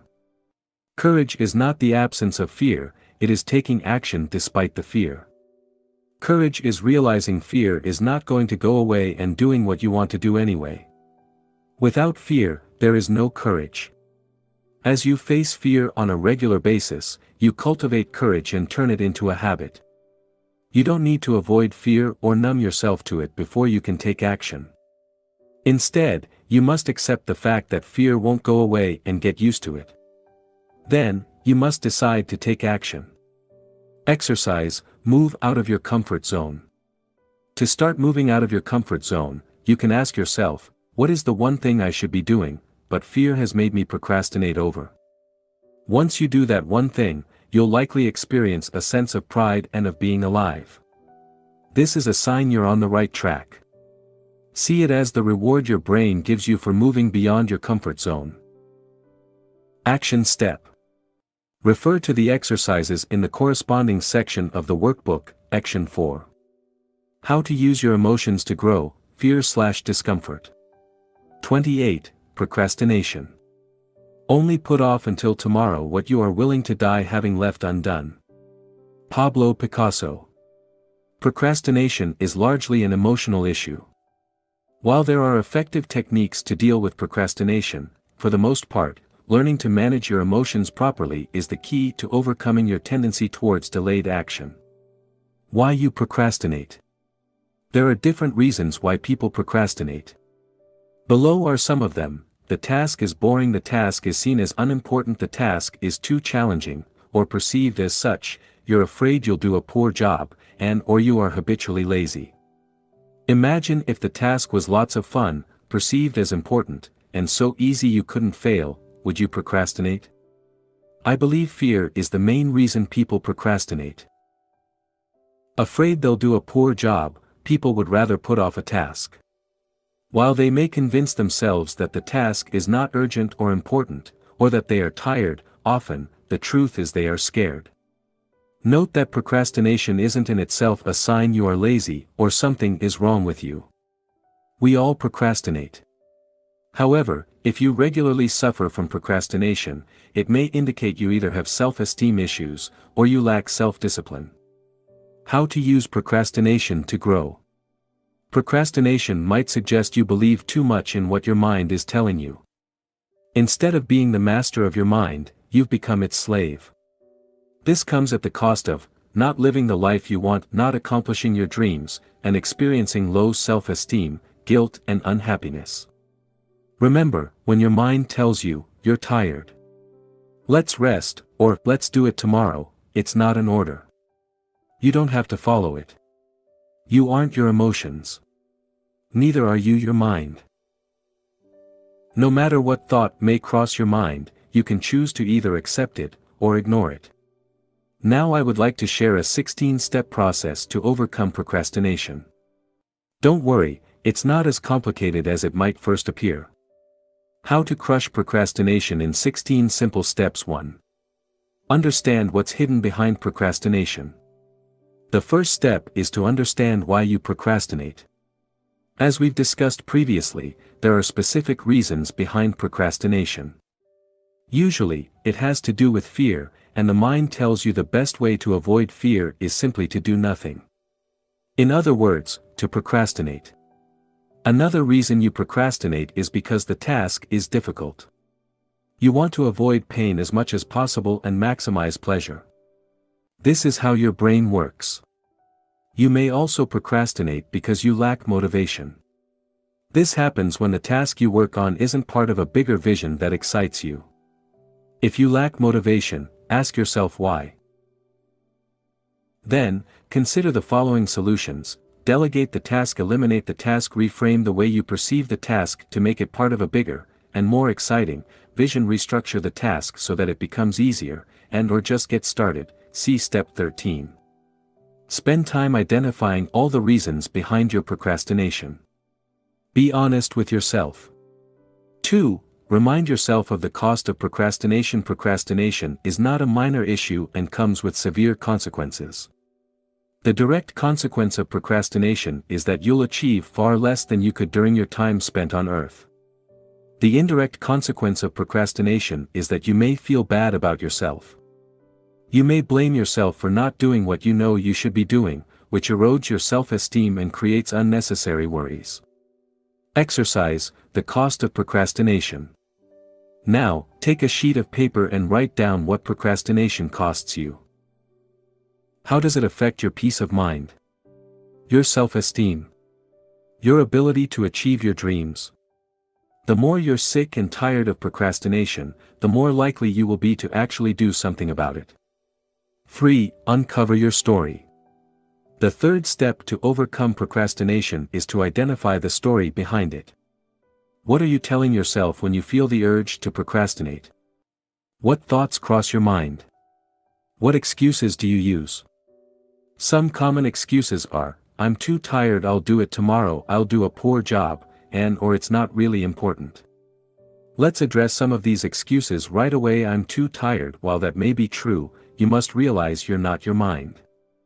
You don't need to listen to your mind. Navy SEAL, David Goggins, uses the 40% rule. This rule states that, even when you think you can't take it anymore, you're using only 40% of your brain's capacity.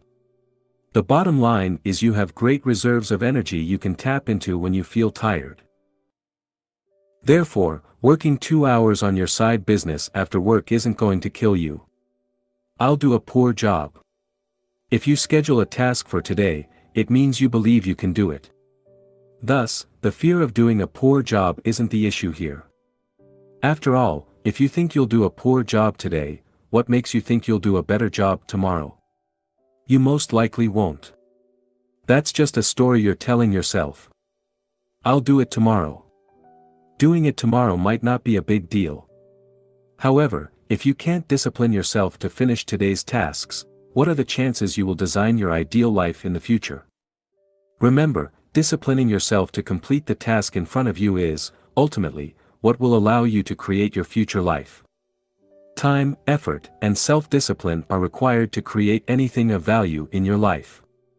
It's not really important. Even if that is true, not completing a task you scheduled creates an open loop. Then, somewhere in the back of your mind you know that you still have to complete that task. If you keep putting off tasks, you'll soon start losing motivation.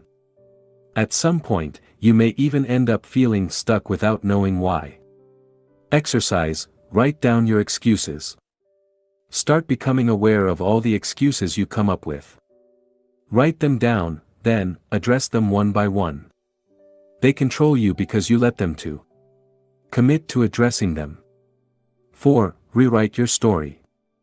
Look at your excuses. Are you too tired? Do you lack time? Are you trying to do everything perfectly? Now you've identified your story, create a new, more empowering story to neutralize your old excuses. See the examples below. I don't have time for that. I find and make time for whatever I'm committed to. I'm too tired. I have control over my mind and I have more energy than I imagine. When I schedule a task, I complete it. Then, create affirmations or mantras around your new story. Repeat them to yourself every morning and throughout the day until they become part of your identity. Remember, procrastination is a habit. You want to reprogram your mind and implement a new habit, the habit of working on the tasks you schedule whether you feel like it or not. For more, refer to the section, Conditioning Your Mind. 5. Clarify your why. Procrastination is often due to a lack of motivation. When you're excited about a goal, you don't run away from it, do you? No. You can't wait to work on it. Look at the tasks you regularly procrastinate over. Why is that? How can you make these tasks part of your vision to make you feel more motivated? Can you adjust these tasks? Can you learn something from these tasks? Can you envision yourself feeling proud of yourself as you complete these tasks? The stronger your reason, your why, the easier it will be for you to overcome your tendency to procrastinate. 6. Identify the ways you distract yourself. The next step is to notice all the ways you distract yourself. What are your own ways to procrastinate? Is it going for a walk? Watching videos on YouTube? Drinking coffee? Or perhaps reading books on how to overcome procrastination? Unless you're aware of all the ways procrastination manifests in your life, you'll have a hard time overcoming it. Exercise, make a list of all the ways you procrastinate. Take a couple of minutes to write down all the way you procrastinate using the free workbook. 7. Stay with the urge. As you feel the urge, stay with the emotion. How do you feel? Allow yourself to feel the emotion. Don't judge yourself. Don't blame yourself. Just accept what is. As you do so, you'll gain more control of your mind. Refer to the chapter on letting go of your emotions for more information. 8. Record everything you do to assess your productivity and gather insights on ways you procrastinate. record everything you do in a notebook. Do it for 1 week. Each time you switch from one activity to another, write it down. Make sure you write how much time you spend on each task. By the end of the week, you'll know how much time you spend doing real work and how much time you spend distracting yourself.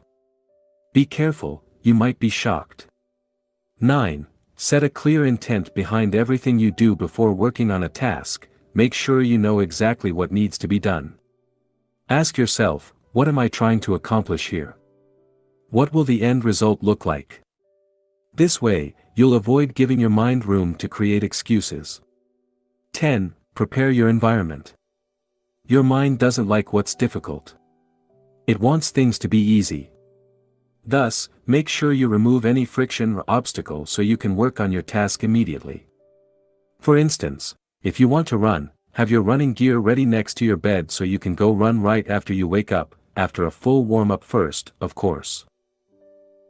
For computer-related tasks, remove all distractions from your desk and make sure you can access all the files you need immediately. 11. Start small. Instead of putting a lot of pressure on yourself, why not start small? Rather than writing 2 pages of your manuscript, maybe you can write 1 paragraph. Rather than exercising for 1 hour, why not start with 5 minutes? Making your task smaller will help you overcome procrastination. Not only that, but it will also allow you to build momentum. So, whenever you have an option, make sure you start small to reduce the pressure. 12. Create quick wins. Facing daunting tasks every day will set you up for failure and kill your motivation. Learn to chunk down your tasks and set small milestones, ones you can achieve easily. This will allow you to form the habit of completing your tasks 100%. Increase your self-esteem as you accumulate quick wins, and reduce the urge you have to procrastinate. Set small goals every day and accomplish them consistently for a few weeks. By doing so, you will increase your self-esteem and be better equipped to complete challenging tasks in the future. Remember, getting things done is a habit, and as with any other habit, it can be practiced and learned. 13. Just get started. Often, when you start working on a task, you'll enter what is called the flow, and things become effortless. In these instances, you become so focused on your task motivation will no longer be an issue. The best way to enter a flow state is by getting started. To make it easier, decide to work on a task for only 5 minutes and see what happens. Remove any pressure or desire to perform well and give yourself permission to do a poor job. You'll often end up working on the task for a lot longer than originally planned. Notice that the more attention your task requires, the more likely you are to enter the flow quickly. In addition, you can use the 5-second rule introduced by Mel Robbins in her book, The 5-Second Rule. This rule states that you only have a 5-second window to take action before your mind talks you out of it. For more on the 5-second rule, refer to the section, Conditioning Your Mind. 14. Create daily habits to support you. If you tend to procrastinate on important tasks, commit to working on them first thing in the morning. For instance, if you want to write a book, start writing every morning. Start small. For instance, set a tiny goal of writing 50 words a day, and do it every morning. As you maintain this schedule, you'll develop a writing habit and make procrastination less likely. 15. Use visualization. You can also use visualization to help you overcome procrastination. Below are 2 specific ways to do so. 1. Visualize yourself doing the task. See yourself turning on the computer, opening the file and writing. Imagine yourself putting on your running shoes and going for a run. This type of visualization has been shown to increase the likelihood you work on the task. Try it out. 2. Visualize yourself having completed the task. How would you feel once the task is done? Liberated? Happy? Proud? Now, feel as you would feel if you had completed your task. By doing so, you'll experience a boost of motivation that will encourage you to work on your task. 16. Build accountability. If you have a hard time completing a task, you might need some accountability. When I'm likely to procrastinate, I like to send a message to a friend and tell him I will complete a certain task by a specific date. Another way to build accountability is to have an accountability partner you communicate with on a regular basis. You could talk to him or her once a week and share your list of goals. You could look at the important tasks you're likely to put off and set a specific deadline for each one. Then, you could send an email to your accountability partner to let him or her know when you completed a task.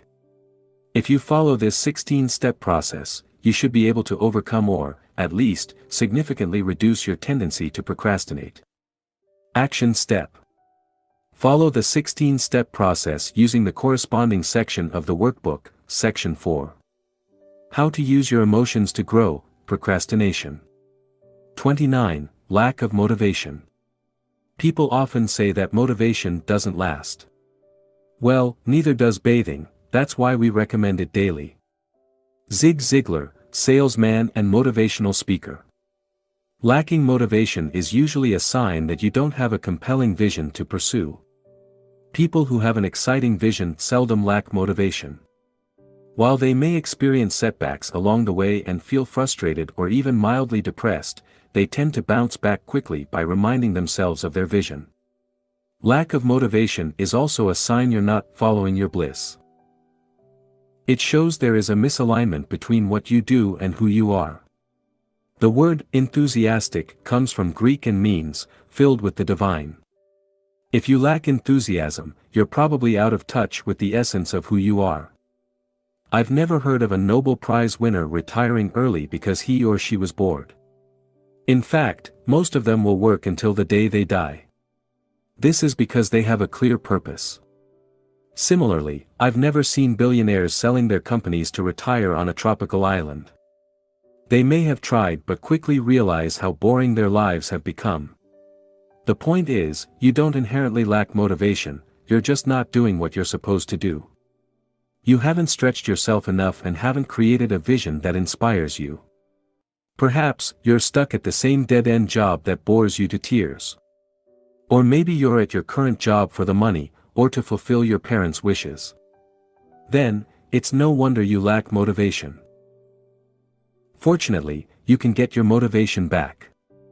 How to use motivation, or lack thereof, to grow a lack of motivation says you need to design a life that is more in line with who you are. It entails having a deep knowledge of your strengths, personality, and preferences, while making sure you leverage them on a day-to-day basis. Knowing your strengths. When you spend most of your day doing things you suck at, how do you feel? Probably, not very motivated. Sadly, many people are stuck in jobs that do not allow them to use their strengths. As a result, they keep struggling, and keep wondering if their fate is to suffer the same way for the next 40 years. I've experienced firsthand the difference between working at a job you suck at, and working on something you love and feel good at. I can attest that the level of motivation and energy you have when you do what feels right to you can be extraordinary. Have you noticed you tend to like the things you're good at? You may not necessarily enjoy the task in itself, but receiving positive feedback gives you a sense of pride and make you feel good about yourself. Now, if you were constantly reminded what a poor job you're doing, would you still love that same task? The point is, there are things you are good at as well as things you enjoy doing. Once you identify the tasks you're good at and spend as much time as you can on them, you'll feel more motivated. You may even find yourself enjoying tasks you would never have imagined simply because you're good at them. To be able to focus on your strengths, you may have to redesign your current job description, change jobs within the same company, or change your career altogether. Remember, if every second of the day is a struggle, you're probably not doing what you're supposed to do. You have strengths and your job is to find them. Knowing your personality. This is somewhat related to the previous point since your personality partially determines what you're good at. For instance, if you're an introvert, you're likely to take different career choices than if you were an extrovert. You may prefer spending most of your time alone or in small groups and may stay away from jobs that require you to interact with clients all day long. You may find yourself performing better in a quiet environment. Your core values will also affect your level of motivation. Perhaps, independence is vital for you. If so, being self-employed might be a better idea than having a 9-to-5 job. Or maybe you like novelty and want to be learning constantly. If so, doing the same repetitive job might not bring you much satisfaction. Knowing what motivates you. Sometimes you lack motivation because you set a goal in a way that doesn't inspire you. While the goal may be something you genuinely want, the way you frame it, or work on it is just not motivating you. Let's say you want to lose weight. If none of the reasons behind your goal touch you at an emotional level, you won't feel motivated, and will have a hard time achieving your goal. Thus, your job is to find out what losing weight will do for you. Ask yourself why you want to lose weight. Keep asking yourself why until you find something that resonates with you at an emotional level. Remember, you seldom want to lose weight because it's the right thing to do. You want to lose weight because it will make you feel a certain way. This is the meaning you give to losing weight, and you must get it right if you want to succeed. Now, you can also ask yourself why you don't want to lose weight. It may help you uncover the reasons why you're struggling losing weight. If you overeat because it makes you feel good, you need to ask why is that? Is it a habit? Is it because you're stressed? Is it because of your environment? Is it a way to escape from something? Knowing why you're doing something is important. Once you have a strong why, who knows what you can accomplish? Motivation comes and goes. Here, it is worth mentioning you don't need to be motivated all the time. Motivation comes and goes. There is no need to beat yourself up when you feel uninspired. To help you take action when you lack motivation, it is important to have a system that allows you to stay on track with your goals. Build the self-discipline needed to do things and you don't feel like it, and have self-compassion and love yourself instead of blaming yourself for everything that goes wrong in your life. Putting a system in place means having a daily routine that allows you to move toward your goal. For instance, it could be working on a task for a certain amount of time first thing in the morning. Sticking to that ritual every day is one way to build self-discipline.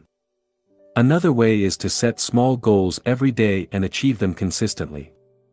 Having self-compassion means encouraging yourself instead of beating yourself up.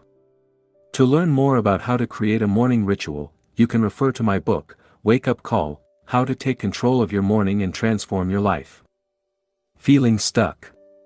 Sometimes, you feel stuck. You're not motivated to do anything, or you feel overwhelmed and don't necessarily know why. This often results from either having too many open loops in your life, or from procrastinating on a major task. Let's see what you can do to unstick yourself. A simple 3-step process to unstuck yourself whenever you feel stuck. Try the following 3-step process.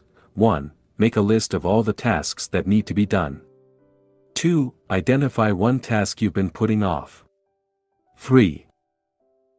Complete that task. There is often one specific task you've been putting off for a while. While this may not necessarily be a difficult task, once you commit and finally complete it, you feel so good you may end up completing many more tasks. As a result, you will start building momentum and allow yourself to get unstuck. If you cannot work on that one specific task, start with a less daunting one. This will also help you build momentum. Closing open loops. If you've been putting off too many tasks or have too many unfinished projects, you can do the following. 1. Make a list of all the tasks or project you want to complete. 2. Set aside a specific time to complete them. Perhaps, just a few hours could allow you to finish many of these tasks. Or maybe you need longer. If so, take more time. 3. For bigger projects, in the next few days or weeks, focus on only one project until it is complete. 4. Reschedule, delegate or abandon some of your projects. To learn how to get your motivation back, you can refer to the second book in the Mastery series, Master Your Motivation. Action Step. Refer to the exercises in the corresponding section of the workbook. Section 4. How to use your emotions to grow: lack of motivation. Conclusion. Thank you for purchasing this book. My sincere hope is that it helped you make sense of your emotions and gave you the tools you need to start taking better control of them. Remember, the quality of your emotions determines the quality of your life. Therefore, learning how to change yourself and your environment to experience more positive emotions is essential for your well-being. Let's face it. You'll keep experiencing negative emotions throughout your life, but, hopefully, each time you'll remind yourself that your emotions are not you and will learn to accept them as they are before letting them go. You're not sad, depressed, jealous or angry, you are what witnesses these emotions. You are what remains after these temporary feelings fade away. Your emotions are here to guide you. Learn as much as you can from them, and then let them go. Don't cling to them as if your existence depends on them. It doesn't. Don't identify with them as though they define you. They don't. Instead, use your emotions to grow and remember, you are beyond emotions. How could you not be? They come and go, but you stay. Always.